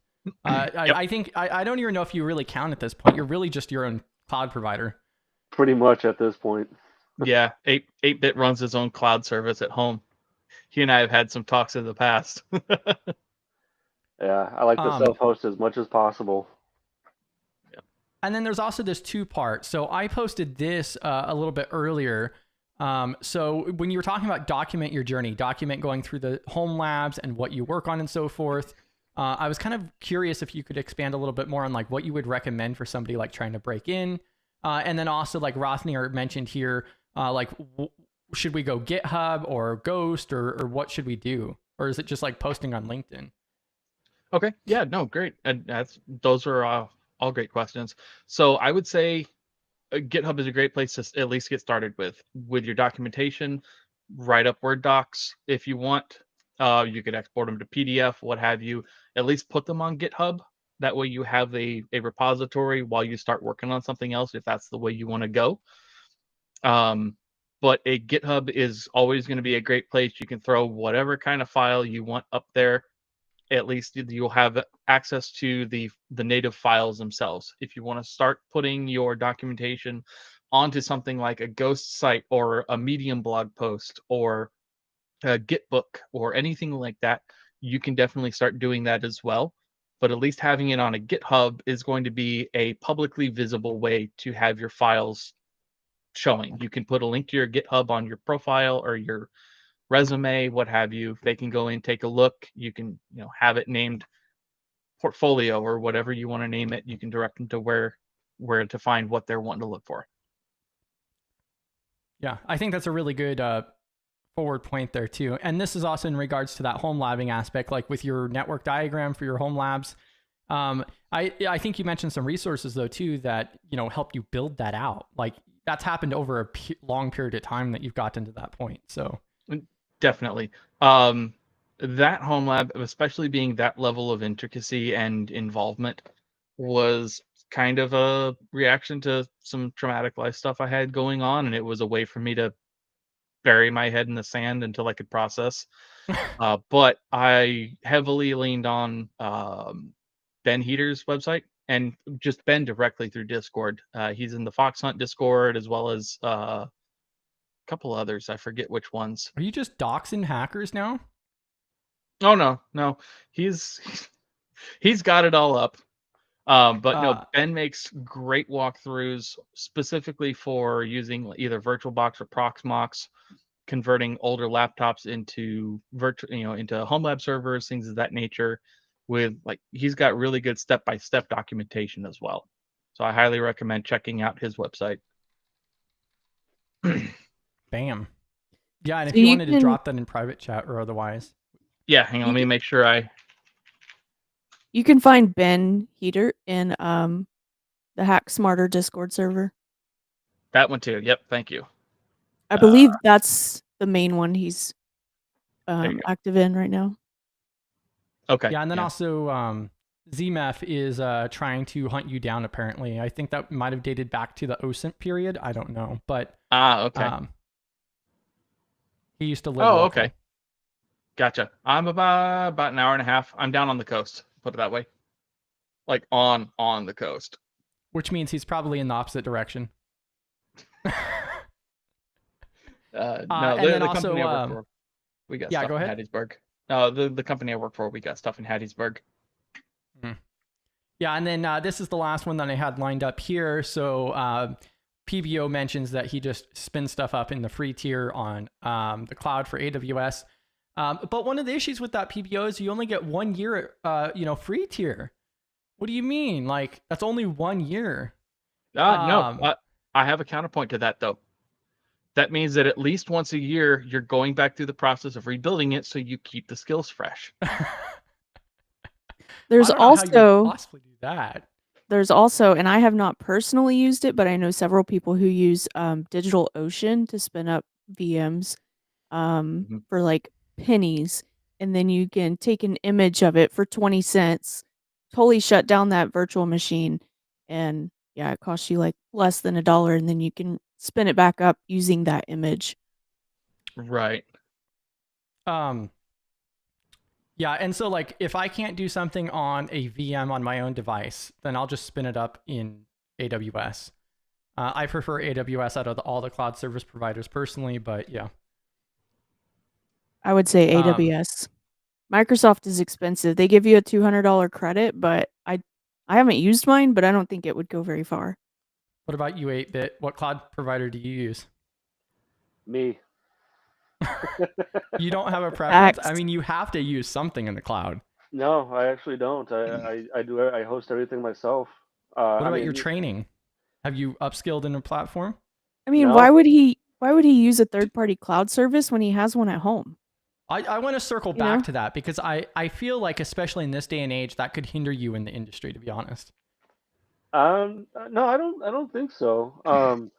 I mean, the thing is, like, I have used cloud products, especially for at work and stuff. But for me, my personal, I host everything either on ESXi, Proxmox, or I'm running everything in VirtualBox, or I'll run it in containers. I mean, so I mean, if I could figure out a way to go ahead and self-host it, I self-host it. That's just what I do. Yeah, I'm in the same position. So where I'm at, we're a pure Azure shop. So I got my Azure skills from at work, basically. And then everything else that I do personally, I've just been self-hosting. I'm looking at putting an expanded version of this talk up on the internet as, a free resource for people. That I won't be self-hosting just because of, DDoS and availability and things of that nature. I mean, there's always YouTube, right? There is absolutely always YouTube, but I also wanted to put, like text-based as well and stuff like that. So, but we'll see how that goes. Notepad Cloud. There you go. Notepad Copilot. That's even worse. Notepad++. Yeah, that was posted in the Discord server earlier with Copilot now built into Notepad. Yeah, no. I mean, especially on Windows, I think it's just going to become more and more prevalent. Like, it's just going to be enforced everywhere. Yeah. But now that brings up another question: is that going to start breaking apps when you disabled Copilot? So, this is why you just there's things to think about. Linux. Just run yourself a Windows VM. Right.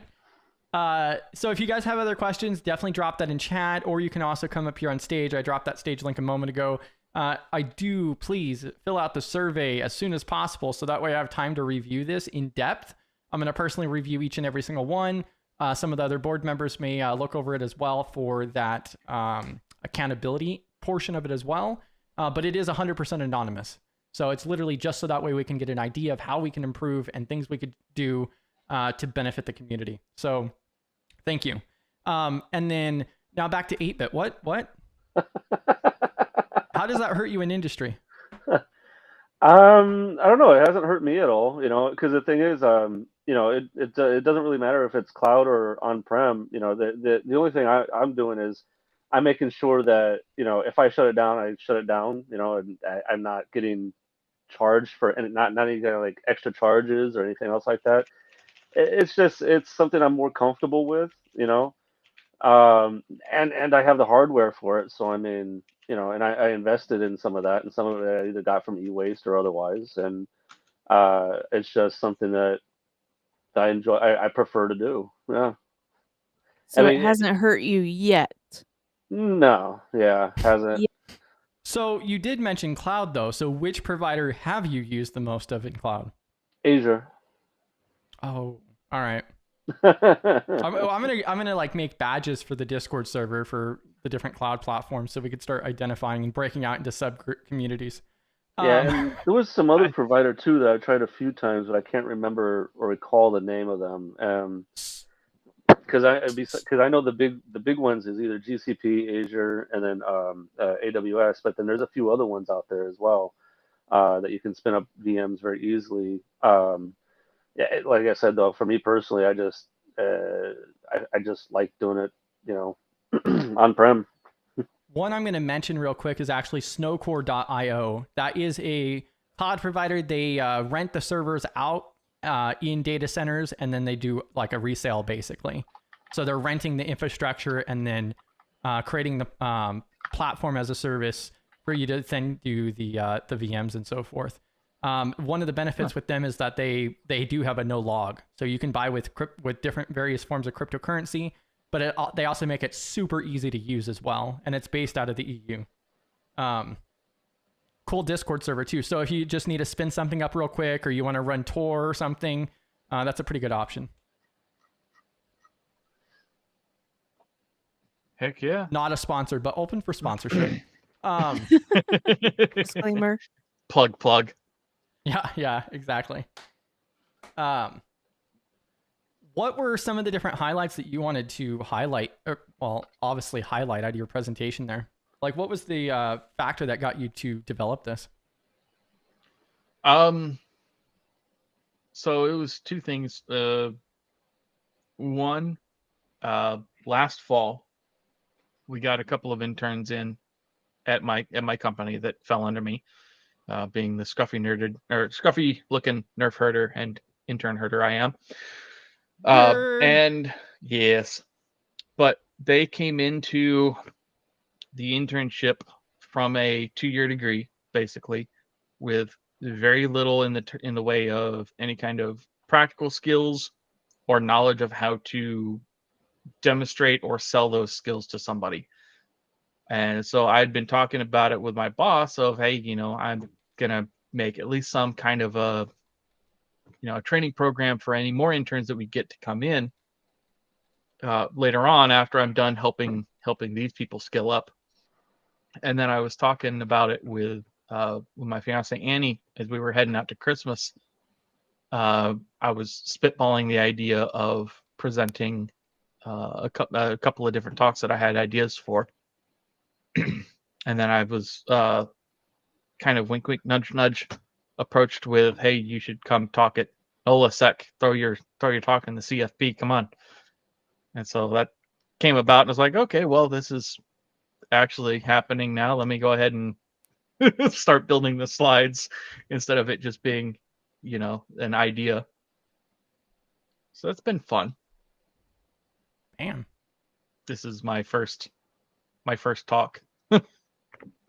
Abhay, I have one. I don't have anything on it yet. However, that will be changing here shortly. I have been focusing on finishing out my my WGU degrees. Between that and certifications and work, I've just been swamped for the last 2 years, roughly, or year and a half. But WGU is finally almost done, so I'll be able to actually start making at least a little bit of content here and there while I'm taking a break. Is that going to be for your Dungeons and Dragons master, to keep that up to date for your resume? So it's funny you say that. Yes, but also God. the How did other I know? talk. No. The other talk that I had an idea about that I was bouncing ideas back and forth with Annie in the car about was a talk about how I took my experience as a Dungeons and Dragons DM since 2003 or 2004, and I used those skills to help me run more effective tabletop scenarios for cybersecurity stuff. That's interesting. Yeah, so I'm gonna try and get that worked out later on this fall. At least get that talk built out. Hang on, let me fix my webcam focus. Apparently, you pronounced Abhay correctly. I'm probably doing it wrong. I'm glad I did. Yeah. Thank you. I already struggle with names, and when I met him, he's like, yeah, you could just call me AB or whatever. Like, yeah. I was like, that's way easier than trying to struggle to memorize and say a name correctly for 2 years before I might get it right. Yep. Yeah. Fred, I did the bachelor's in cybersecurity and information assurance last year, and I got that done in a term. And then I'm currently working on the final task for the master's of cybersecurity and information assurance with WGU. So it's been a very, very busy 18 months. I took about a 6-month break in between because my fiance and I had a baby in June. So I gave myself a little bit of a break and then got started back into it in, I think, November or December was when I started back in. So Congratulations. Thank you. I'm tired, boss. I know how it is. That's such an understatement. Did you 8-Bit or B-Dubs have questions? Otherwise, I can keep it going. No, it's great talk so far. I mean, the thing is, like I love listening to what other people have in their home labs, and sometimes it gives you really good ideas. And then whenever you start seeing stuff like that, you're like, oh, I should put that in there. Like, oh, maybe, yeah, you know exactly what I'm saying, yeah.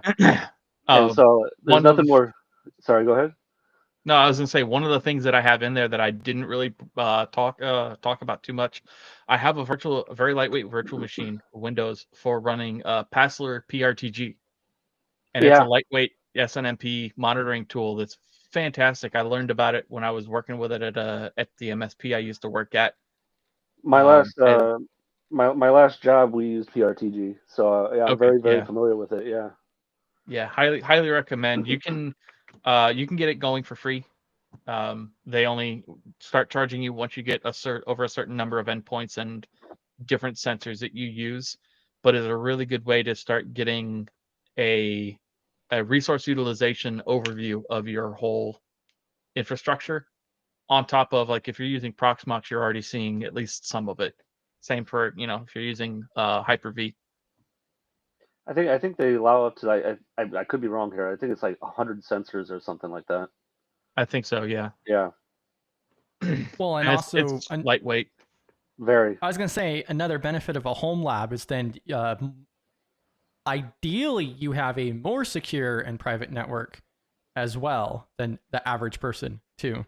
So I would consider my Pi-hole and Snort that I set up as a 100% home lab. if somebody gets past that firewall, oh God. But yeah, exactly. Miners everywhere. But yeah. Well, I mean, like I said, one great thing too about a home lab is the fact that, I'll agree. I don't know who's. I think it was UB that said that you should know that what you're doing, but there's nothing better though to go ahead and just trying something new and breaking it, because going through those motions of, building it, breaking it, building it, breaking it, really teaches you. Not just the product that you're trying to go ahead and learn, but then even the basic skills of just troubleshooting, which a lot of people tend to overlook. And then when you're troubleshooting these things, and it's almost always you're going to come across it again, and you'll be like, oh, I know how to fix that. Right. And the cool thing is, if you learn a really good mindset and thought process for how to troubleshoot effectively, take that, flip it the other way around, and you already have a really good way to start with, offensive pen testing and stuff like that. It's the same thing. You're just working from the other way back towards getting it broken instead of broken and now fixed. Yeah, and I totally agree with that. Like, the best way to learn sometimes is to break it and then you have to fix it. But break your own stuff. And I really put more emphasis on that because, if it's not yours, if you don't own it and you're playing around, practicing, or whatever the case, make sure you know what you're doing before you do it so you don't accidentally break some laws or something. That's the big thing. Oh, Yeah. absolutely. That's why I kind of wanted to put some emphasis on that. But if it's yours and it's, not connected to anything else, break it. Figure out Yeah, how I was going to say, especially in the labor force, like I have seen companies pay a lot of money for mistakes made for training. So like when I was a welder, like we're talking $20,000-$30,000 or more for a mistake. And that's like on a regular basis. So it adds up really quickly. I think just our scrap metal alone was over $2 million a year just on scrap metal, not including the machines that ended up like just had to be destroyed. So yeah. Well, even a printer, like there was, and this is not even an IT situation. The last place I worked at, there was a printer. Someone was not happy and may or may not have hit the printer. And it was like a $6,000 fix, So make sure you know what you're doing. One other thing too, I'd like to point out, because when you do host your own things and you do start breaking everything, and I'm saying this out of experience, you definitely want to make sure it's segmented off, whether logically or physically. I know that because one time I remoted into my home and I decided to try something out, and then before I knew it, my wife was calling me. There was no internet. I wonder what happened. Yep.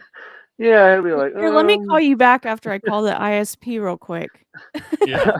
Well, it wasn't. The ISP wouldn't have been able to do anything. It was. No, I mean that's yeah. what you tell her. Oh yeah. Yeah. That's weird. I have no idea. I'll figure this out with the ISP. I'll get this fixed soon. I'll make them. Yeah, well, little does she know, 8-bits is on an ISP now too. Facts. Yeah, I mean Um, that'll help mitigate not breaking, the entire internet, especially since at that time my kids were really little. So I mean, half the babysitter was the internet. yeah, I feel that. Come on.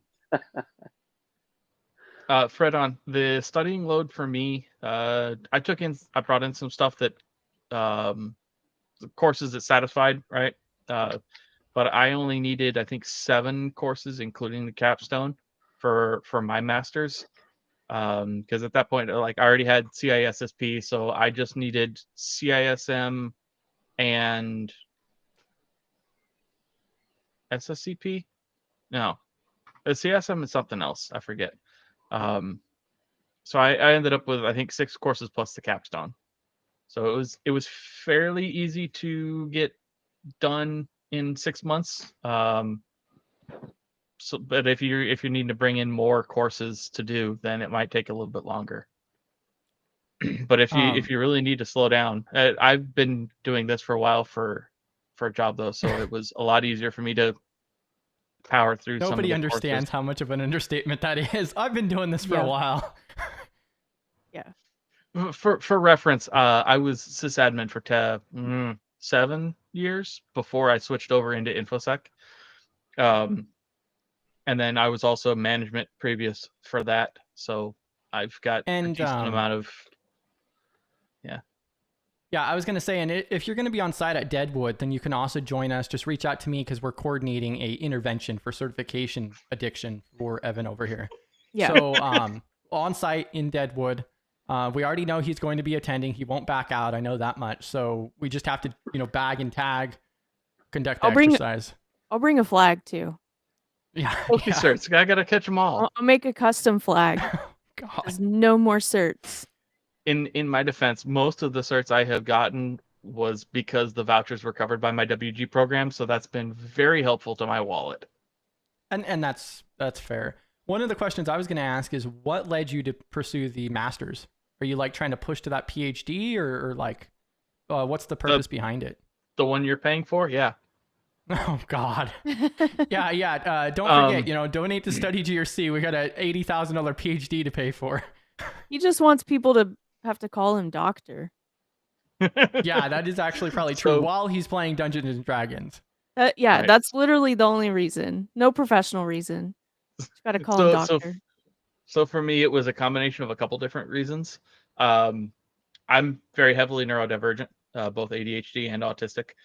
I struggled with traditional education for the longest time, and finally gave WGU a try for the bachelor's, and it just clicked. It felt fantastic for me, mostly because not only could I work at my own pace, but most of the stuff was, practical or based off of my existing experience, which was fantastic. And then also I had my GI Bill from when I was previously enlisted was expiring this upcoming June. So once I finished the bachelor's, I looked at my GI Bill and I saw that I still had like 5.5 months left of benefit remaining. And so I decided, well, okay, let's go ahead and go for the master's and give that a try, because the bachelor's was such a great experience as it was. So I went and did it that way. So that's mostly why. It's free. Yeah. It was free, Yeah. and I enjoyed the learning experience through the bachelor's. I think you just like the struggle. The struggle hustle, as we're calling it now. Mm-hmm. Yeah, this is also true. I definitely suffer from not having something to make me anxious to do, kind of. And then also there was also this here as well. So your D&D experience. Yes, leadership from D&D definitely can translate to management, especially in terms of either interpersonal communications, things of that nature, and depending on your style of DMing, being an enabler in the good kind of way. Being able to recognize certain strengths and weaknesses in people that you're working with, and being able to arrange or assign tasks in ways that are not only going to help them learn to be better at the things that they might have issues with, but also give them some easy wins, give them things that are going to be good or that they're going to be good at. It's going to help with morale. It's going to help with corporate company productivity. And at the same time, if you feed in some of the other things for them to work on, but don't slam them with it, do it in moderation, it's also going to help them start to progress in areas that they might be weaker in. So being able to understand and recognize those factors in people, how to build a collaborative working experience, because in D&D, it's all about collaborative storytelling with the rest of the party that you're playing with, all sorts of things. They all tie together. Also rolling dice. Yeah, and AV posted in the Discord community channel that we're still running, and the live stream's amazing. Thank you, Evan. I just wanted to address that because we're not on a 2-hour restriction anymore. So, welcome to the 24-hour live stream. Speaking of dice, yeah, if anybody else does want to come up or otherwise, definitely feel free to. Yeah, go ahead, 8-Bit. No, I was just gonna make a joke, saying, speaking of dice, I want you to roll it in production. Right. Yeah. Yeah, we're gonna have to add a T-shirt for developing implementation and production or something. Testing just and roll prod. it. Risk assessment. What's the possibility that my party's going to TPK here? Yeah, I'm sure we could develop like some equation for risk assessment in production, for like AppSec or something along those lines. I'll come up with something. I will say, for people who are considering putting D&D on their resume, I have it on mine. However, you need to have it written in a way that actually ties it into something of relevance. You don't just put, I was a D&D DM or I played D&D on your resume and then expect that to go over well. A lot of people might look at that and go, why do I care? Put it on your resume and then explain why it's relevant. It helped lead interpersonal team building exercises X amount of times a week. If you're a DM and you're responsible for planning, project management, because trying to get a group of 4 to 8 to however many people to all agree on a certain time frame is already a task on its own, because we all know scheduling is the final boss in D&D. But yeah, definitely put it on your resume in a way that makes sense. If you want, go to my LinkedIn. I have an older copy of my resume up on my LinkedIn, and then it's down towards the bottom. You can scroll down and see how I worded mine. You might want to change the wording. That's going to be. Does it have your phone number and address on it specific. at least? Yeah. Also, my blood type. If it does, oh my god. I don't know if you're joking or not right now. I'm gonna have to pull this up now because I don't know if you're joking or not. StudyGRC CISO doxed himself with a resume with his personal information attached. I'm kind of posted concerned. on LinkedIn for 24 months. Somebody will. You're going to make me second guess now, because I know I'm good about not doing that, but now I'm like, wait, did I? Oh god. Crap. That's hilarious. I'm sure there's at least a dozen people in chat right now literally doing the same thing. Everyone's flocking to your LinkedIn. Yeah, I'll get a DM here in about 10 seconds with the screenshots. Right. Your notifications are about to start going off. So-and-so viewed your profile. Yeah, your phone's just going to start dinging. You have a name and 23 others all viewed your profile in the last 2 minutes.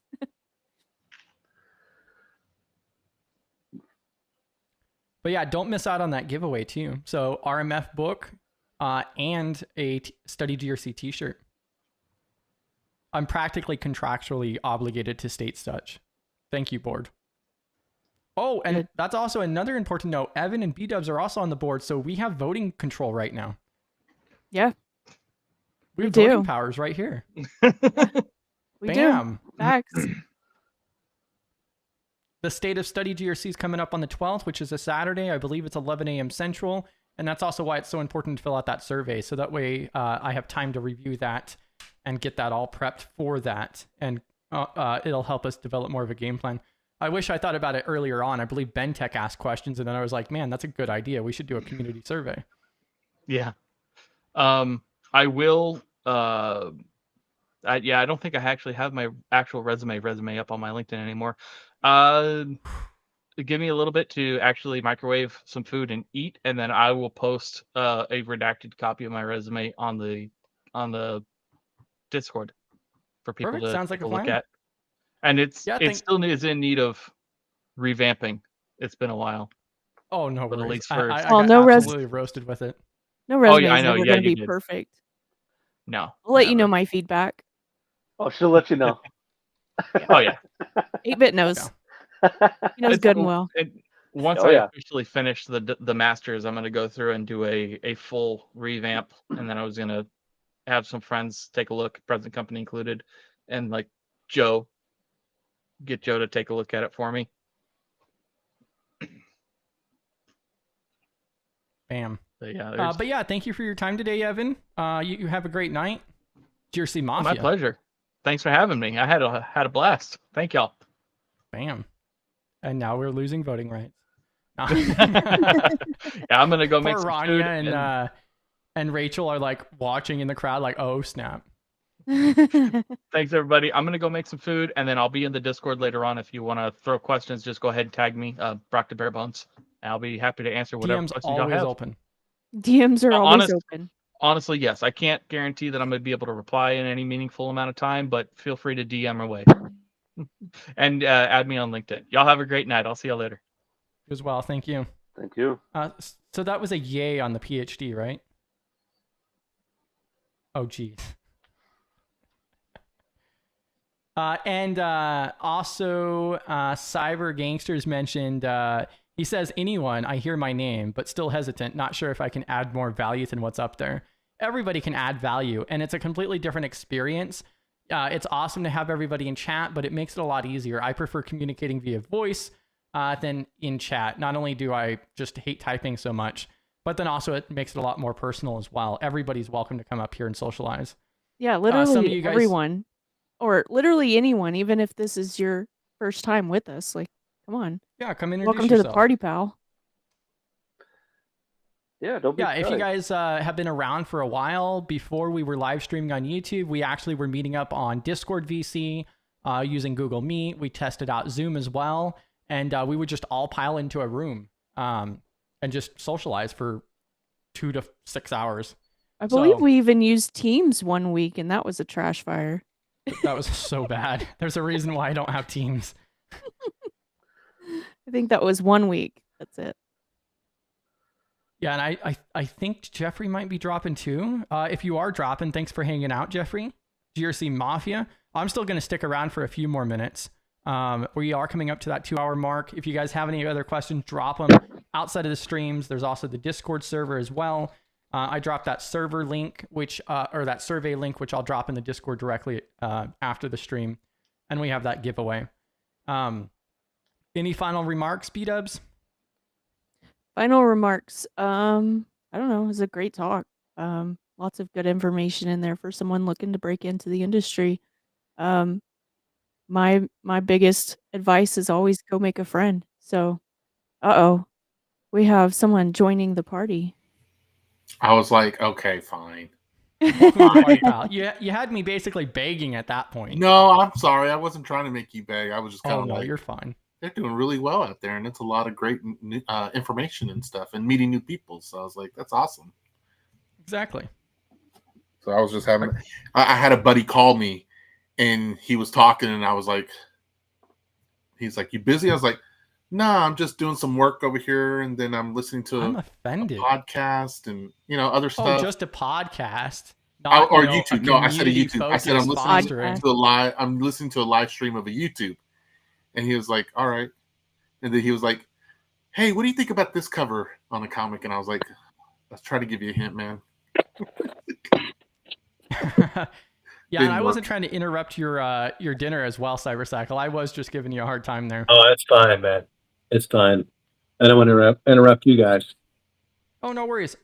AG in chat is asking about dropping LinkedIn's. The best place to do that is so YouTube won't let you drop links. But if you join into our Discord server, you can go over to the live chat, and then you could post your LinkedIn or other social media there, and it'll relay it to the other platforms while we're live. If we're offline, you could just throw that into our intros channel. So that way we can all network and socialize and so forth. But yeah, definitely encouraged. LinkedIn's are cool. Discord's probably better. Right. Not anything wrong, right? But the LinkedIn is just a big net, and then the link, and then the Discord is really specific to us, and I like that. Straight facts. Yeah. Are you ready for Saturday, B-dubs, for your CISSP study group? Oh, I was about to ask what's Saturday. Fair question. I'm joking. Too far ahead. I'm joking. Heck yeah, I'm ready.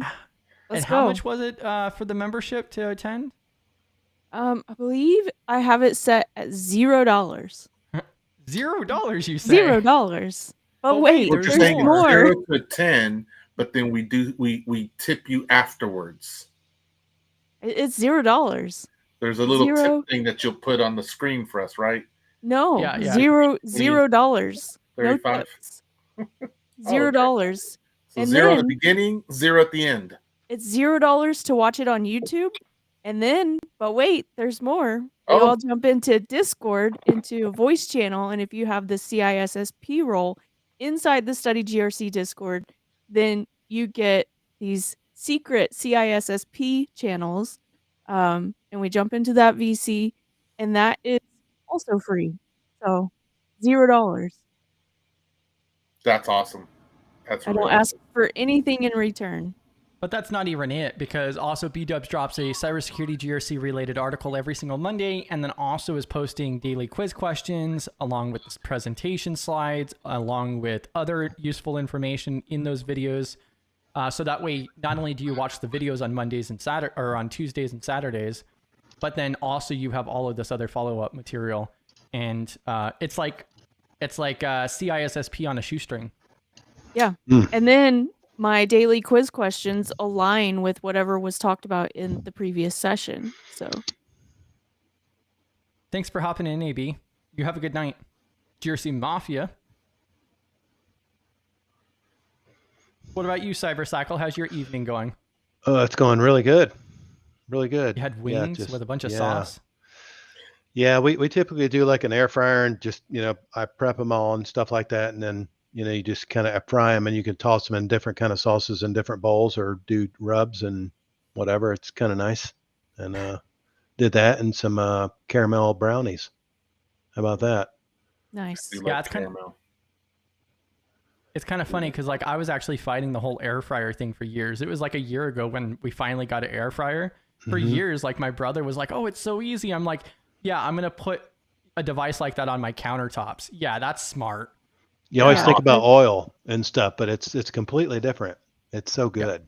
Yeah. I love my air fryer. Yeah. I cook swear everything. about my air fryer. I got 2 of them now. Oh, really? Oh man. Doubling down. I have one air fryer with 2 baskets. How about that? Ooh, Nice. Yeah. I like that Back when we moved into our consolidation. new house, our oven was a dual oven, right? Have y'all ever seen No. those? Yeah, I had I one. never knew they existed until I got into this house. And so the top oven is the regular oven, but the bottom oven is basically this giant air fryer. Oh, I love it. Exactly what it is. The fans in the back, and it's like, what? Little button you push to turn on the convection part of it. It's awesome. Yeah. Yeah, and they have them too where it's a small air fryer at the top. I got a dual basket actual fryer. Oh yeah, And this- you're the cook. What's your thoughts on an air fryer? It just makes life easier, right? I think they have their place. I don't fully rely on them. I do like them, but not for everything. No, definitely not everything. But you know what? I've always thought McDonald's fries were horrible after they cool down, and an air fryer is the only way that I think you can warm them up, reheat them up, and they taste better than when they came out at McDonald's. And it's like, Yeah. So yeah, I love my air fryer for any leftovers. A slice all of about pizza the tastes outside. like Yeah, a slice of pizza, it tastes like it just came out of the oven. I Agree love with it. that feel like- too. Yes. Now I'm I feel hungry like I'm again. missing out here. Dang it. There's some chicken legs upstairs in the air fryer right now. My wife was like, I made a lot, so I was made like, a lot. See, one of the things I really love though about deep frying that you can't get out of an air fryer. I mean, you could, but it would take a really, really long time to do. Is like every once in a while, I like to make actually like homemade potato chips, and so like I'll take the potatoes, I put them on a mandolin, I'll deep fry them, and then I'll usually my seasoning choice, usually like lemon pepper or something like that. sure. But yeah, like homemade potato chips, and there's just a couple things that you can't quite get with an air fryer. But I mean, other than that, air fryers are great. Yeah. I think you're right on that. I think you can. You can make chips. It just it takes a long. My wife likes to do like apples, and so she uses a mandolin, and we slice them real thin, and we do dried apples with that, kind of like a I don't know, like a trail mix kind of thing or something like that. But it's really good. The apple chips. Air fryers are great for that. Yeah. Mm-hmm. Yeah, she does it in a food dehydrator. I got her for Christmas, but it works pretty good. Yeah, I love having options with cooking. That's the bit, right? Absolutely, absolutely. Mm-hmm. Whenever I want to get it, my wife's always like, "Are you going to use it?" I'm like, "Wait, out of the 4 people in this house, who's the one that's cooking 90% of the time?" Mm-hmm. I'm like, everything in my kitchen is used by me. Mm-hmm. I'm like, don't ever do it. She threw away a wok once. I went nuts. Mm. Oh no, that's a no-no in our home. Our wok. A what? A wok. Wok. Yeah, that's a big no-no in my home. Yeah, we use a wok a lot. So Yeah. It's Is that a word? Yeah. W-O-K. W-O-K. Wok. Mm. It's Same not thing. an acronym. Nope. It's a Thank word. God. Thank God. That we know of. Not Yeah, an acronym. I'm sure it is Well, an acronym somewhere. You look at an Urban Dictionary, you probably got a walk Well, somewhere. I mean, in the, words are hard, and I lost all of my words. But yeah, in the context of cooking, it is not an acronym. There we go. Found the words. Mhm. Look at you. You're so savvy. Mm-hmm. I try. Just using my tools. I had a good conversation with a buddy yesterday, right? So he called me up because he was wondering about so there's some stuff in PCI that now that we're past March 2025, there's some new stuff that has become required now instead of nicely or heavily suggested prior. And so that cutoff date came and went. And so now a lot of places are wondering about these TRAs or targeted risk analysis that everyone has to do. Really, it's just a fancy way to say what's the frequency that you're resolving vulnerabilities based on their criticalities. And so we were walking through it, and it was so funny because he was telling me, he goes, yeah, over here, I think that they're giving me pushback. So he needs one of his departments to submit their TRA for this. And he's like, they're giving me pushback. They say that their medium and lows are inconsequential enough that they don't need a frequency for them. They'll just resolve them when they choose to resolve them. But now, Jamie, are you talking about the new PCI 5.0 that got published on just a couple days ago? Wait, is that what you're referring to? 5.0? Yeah. Are you going to give me a panic attack? Yeah, just a couple days ago. It's like a 4. Was it a 5.0? I thought it's like a 4.1 or 2 or something like that. 4.01. 01. Okay. Yeah. 5.0. Very minor version, scared right? the living daylights out of me this week. 4.0.1 came out in June of 24. And that is what we are on. Do not speak of 5.0. It's like a NIST rev. No, I went FB, slamming 5.0 this week, and I was just like, oh my God. I totally was like, you're not ready. I'm actually going to pull it up. He's got someone following him. Look at that. He's got his own personal video. Like that person is just there to record him. It's my son. Awesome. He's an awesome dude. Yeah. That's great. I'm only kidding. See him run over. See him run over there for the light. Yeah. Too much light for all you guys. Too much light. Oh yes. Let's look at this. My room is darker than it appears. Mm-hmm. Things so in is mine. room appear darker than it actually is. I only turn that on because I can't see. So like the rear view mirror on the car. All right, what we got see, here? breaking. PCI 5.0 just dropped and it changes everything. Let's see. Now, let's look at this real quick. I got to do this in the next short time. This is like really important. I'm dropping it in chat right now. Like everybody should be aware. Cold plunge exception. What? Nice. I like that cold plunge. All right. I'm scared. Oh, this has got to be an April Fool's thing, man. Come on. Yeah, what was the date on this? What was the date? Oh, Chris Whitlock. Oh, God. We just got all of them, didn't we? Okay, but this is funny for the people who aren't working in PCI actively, okay? I wouldn't doubt it. I would not doubt it. Meanwhile, V-Dubs is like, I work with PCI. This can't be real. I spent my entire day today on PCI. That's why you can probably see the bags under my eyes. I saw Know I know Thyself. Jamie's right here with me. And I knew. I mean, Know Thyself. What? This is like a phishing text going on looking for tolls. Oh my! I mean, honestly, I wouldn't put it past them. Go ahead, so Jamie.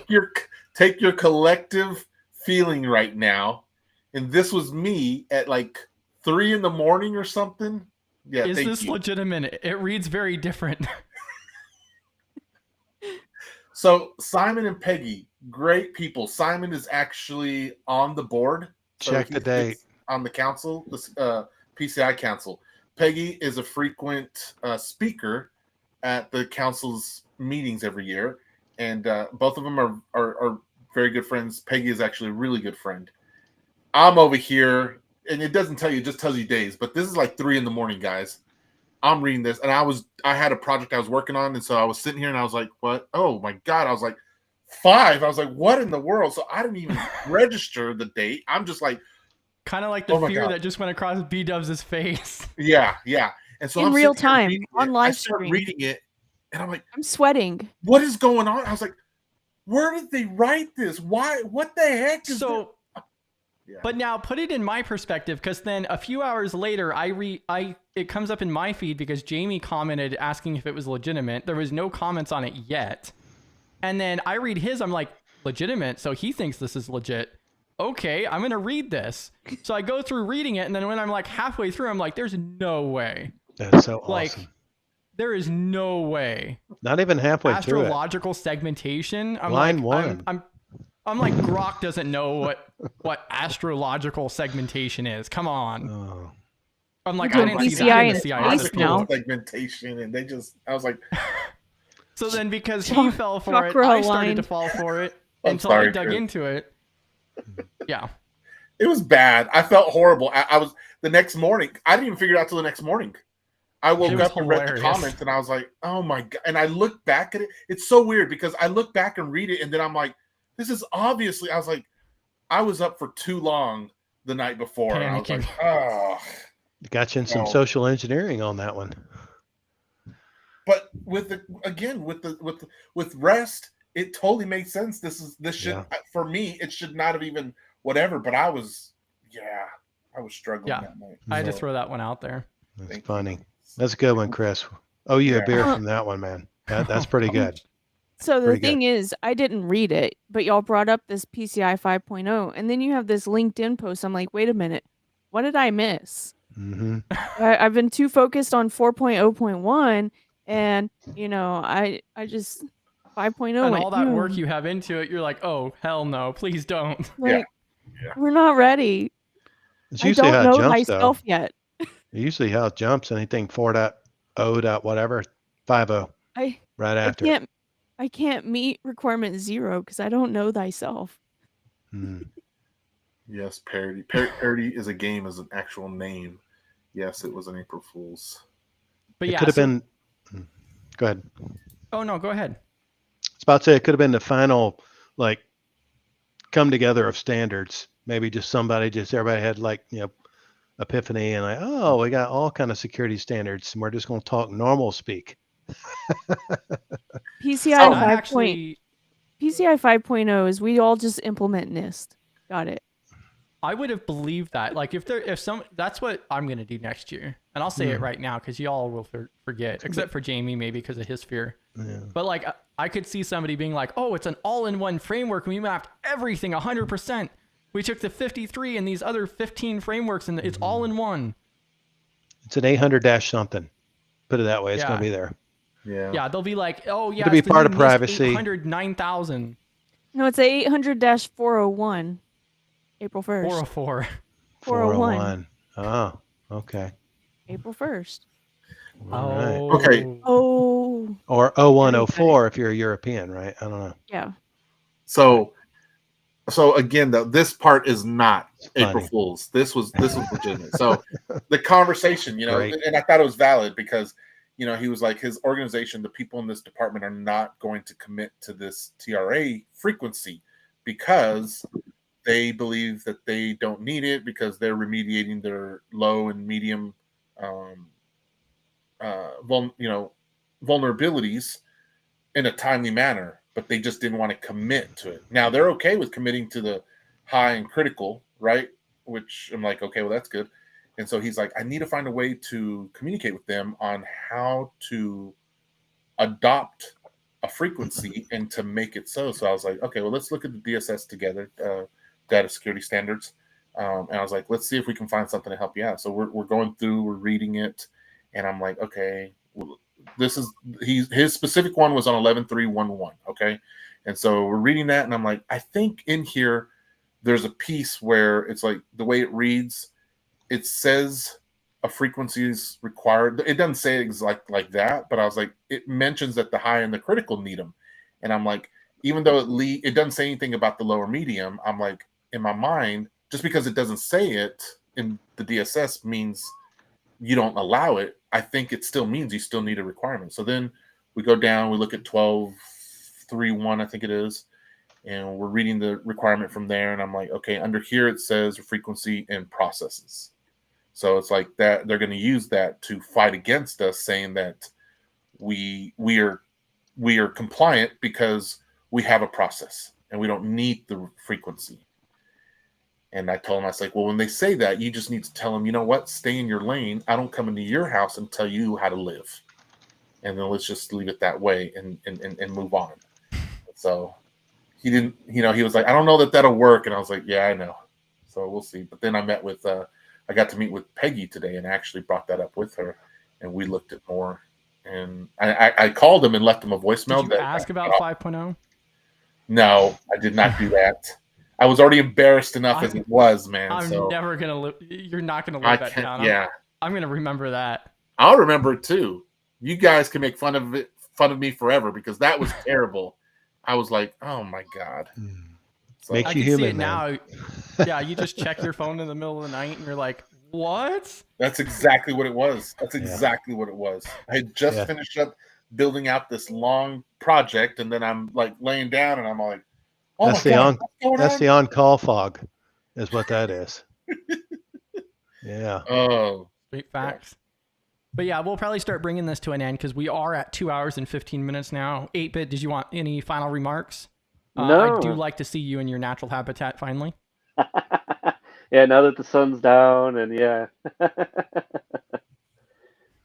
No, I got nothing extra. Just it's really nice to go ahead and join in every once in a while and listen to everybody, and it's just good.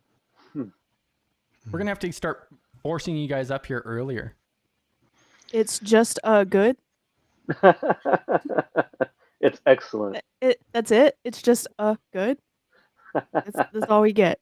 That's choice A. Good. Only choice. Well, I mean, tonight's talk, from Evan was excellent, and I'm just enjoying my night. It's close to the end of the week, and it's really nice to hear different viewpoints. So I mean, yeah. Friday Eve. It's Friday Eve. Super close. Yeah. Bam. Yeah, and I would probably say the exact same thing on a live stream on YouTube as well. Very excellent presentation. Great job he did. Cybercycle, did you have any final remarks or anything else to add? No, I just had to 8-bit. I mean, it was really nice, and I'm sort of was lurking, but cooking and all that stuff. But it's always still equally as awesome to kind of participate in some capacity. It's fun just to interact. And Jamie, I'd like to pick your brain on some PCI stuff I have coming up. If you don't mind, I got a group I'm going to pick for the assessment and stuff. So if that's okay with you, I'll reach out to you on DM. Always And, willing to help out. Thank you, sir. And but other than that, yeah, thanks, Chris, for getting Evan scheduled and getting him to talk about everything. It's cool. Thank you so much. Of course. Man. Yeah. Yeah, and I do actually hate to bring it to an end, but also we do want to respect everybody's time too. Jamie, final remarks or anything else? We got to get you scheduled for another talk. I would love to. Yeah, that's okay. What are you doing at 11 a.m. next Thursday? Or I'll be grabbing some dinner after this, so I'll just be in here. No, I have next some Thursday. availability tomorrow at 10. Oh. Do what? I said how about tomorrow at 10. We'll get something lined up. Oh, okay. Yeah. Definitely. We got to talk more about that PCI 5.0 and what businesses need to get figured out for that. It's probably coming. You know what? Dubs is leaving. I'm going to create a 5.0 that's going to look legit, and I'm going to show it and share it, and then Chris is going to really believe it, and I'm going to be like, yeah, and then we'll be like, joke's on you now. I'm never going to believe 5.0 at this point. B-Dubs has left the chat. Well, it's a deep fake 5.0. How about that? It's yeah, that was so bad. That's what awesome. What are your final remarks there, B-Dubs? I don't want to talk about PCI anymore. That's my final remark. Yeah, I don't know. It's a great stream. Always love hanging out with everybody here. And bam. Yeah, bam. Yeah, and we do also have our AMA tomorrow at 11 as well. Yeah. AM or PM? AM. AM. Oh. So we stream 5 days a week, 11 a.m., except for Thursdays, we stream at 6 p.m. for our primary meeting. Oh. So we, Monday and Tuesday at 11 a.m. Central, we have hands-on. We've been working through CISO Assistant, a free open source GRC tool, doing a CSF 2.0 assessment to see where we stand, so that way we could develop our StudyGRC program, because we're trying to do that in the public space as a nonprofit small business. And starting next week, we're actually going to be going through and reviewing policies that we've drafted to start getting our policies together for actual StudyGRC. And we're doing that in the public space. And then Wednesdays is our GRC Let's Get Technical, where we talk about different technical concepts. And then now we're trying to implement like more hands-on. Like Wednesday, we did DNS, where we talked about what DNS is, and then we showed how you can set that up through NextDNS and how simplistic. I was there for that. That was straightforward. Good. Yeah. And then, of course, Thursdays is our primary meetings. First 2 weeks of every month, we have talks. The middle of the month is open discussions. The last Thursday of every single month is the group resume review session. If you guys want to submit yours, use the contact form. Yeah, Cybercycle showing off his merch, his stickers, and one more sticker. So forth. Bam. Got to find a home. And then Friday is always a just open stage AMA right off the bat for an hour. So yeah, a lot of content. Over 27 hours a month. That's awesome. Yeah, GRC Mafia. Yep. And then B-Dubs twice a week, plus VC. I mean, technically 3 times a week, when you count the blog. That's a short video, though. And now. I mean, yeah, it's a short video. B-Dubs is everywhere. Hey, don't give B-Dubs too much credit. Oh, come on. I'm at every stream except for today's stream at 11, because I thought we weren't streaming on Thursdays at 11. And then I made an appointment for my lunch today, and I noticed that we were streaming at 11. I was like, interesting. I'm not going to be there. Enjoy my lunch. Every stream. Just giving B-Dubs a hard time. Otherwise, I am here. Great job, Hawk, grabbing the GRC Mafia. This is going to be like last call to grab the badge. If you guys want the badge, we did actually just open up. So if you grab your weekly badge, every Thursday it resets, and then you have to attend the meeting in order to obtain it again. we've now implemented a secret channel where you're going to get sneak peeks and so forth. So who knows what might be in there. Sneak peeks. And then also, don't forget to go click the button on the giveaway for your chance at a free StudyGRC t-shirt and risk management framework book. Click it. Go click it. That's all you got to do. Click the button. Mm-hmm. Yeah, and I forgot about that ISO 127401. Yeah, I forgot about that one. That's a new one too. Yep. It's going to be mandatory too for everyone. Yep. Too much. Yep, and to collect your badge, you just go into the StudyGRC Discord server, you go into the live chat, and then you do GRC Mafia in caps with a space in between. You'll get a green check mark when it's successful. And then you'll obtain that badge next to your name for the next week. Madam Vice President, I think I should There you know. go. You I was just that control. I was about to show that one. What do I know? I missed something. I'm sure it's a reference that I'm not catching either, though. Right now. What did I say? Because I don't know what I said. Good thing it's recorded because nobody was paying attention. Yeah, nobody was. We're all gonna have to go watch the replay. I'm looking at the live chat log here, so maybe it's in there. Maybe. Bam. Mm-hmm. I'm lost. It's all about the logs.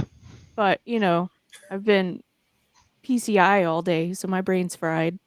Yeah, exactly. First week of Q2. You're 5-0 fried. I'm PCI every day too.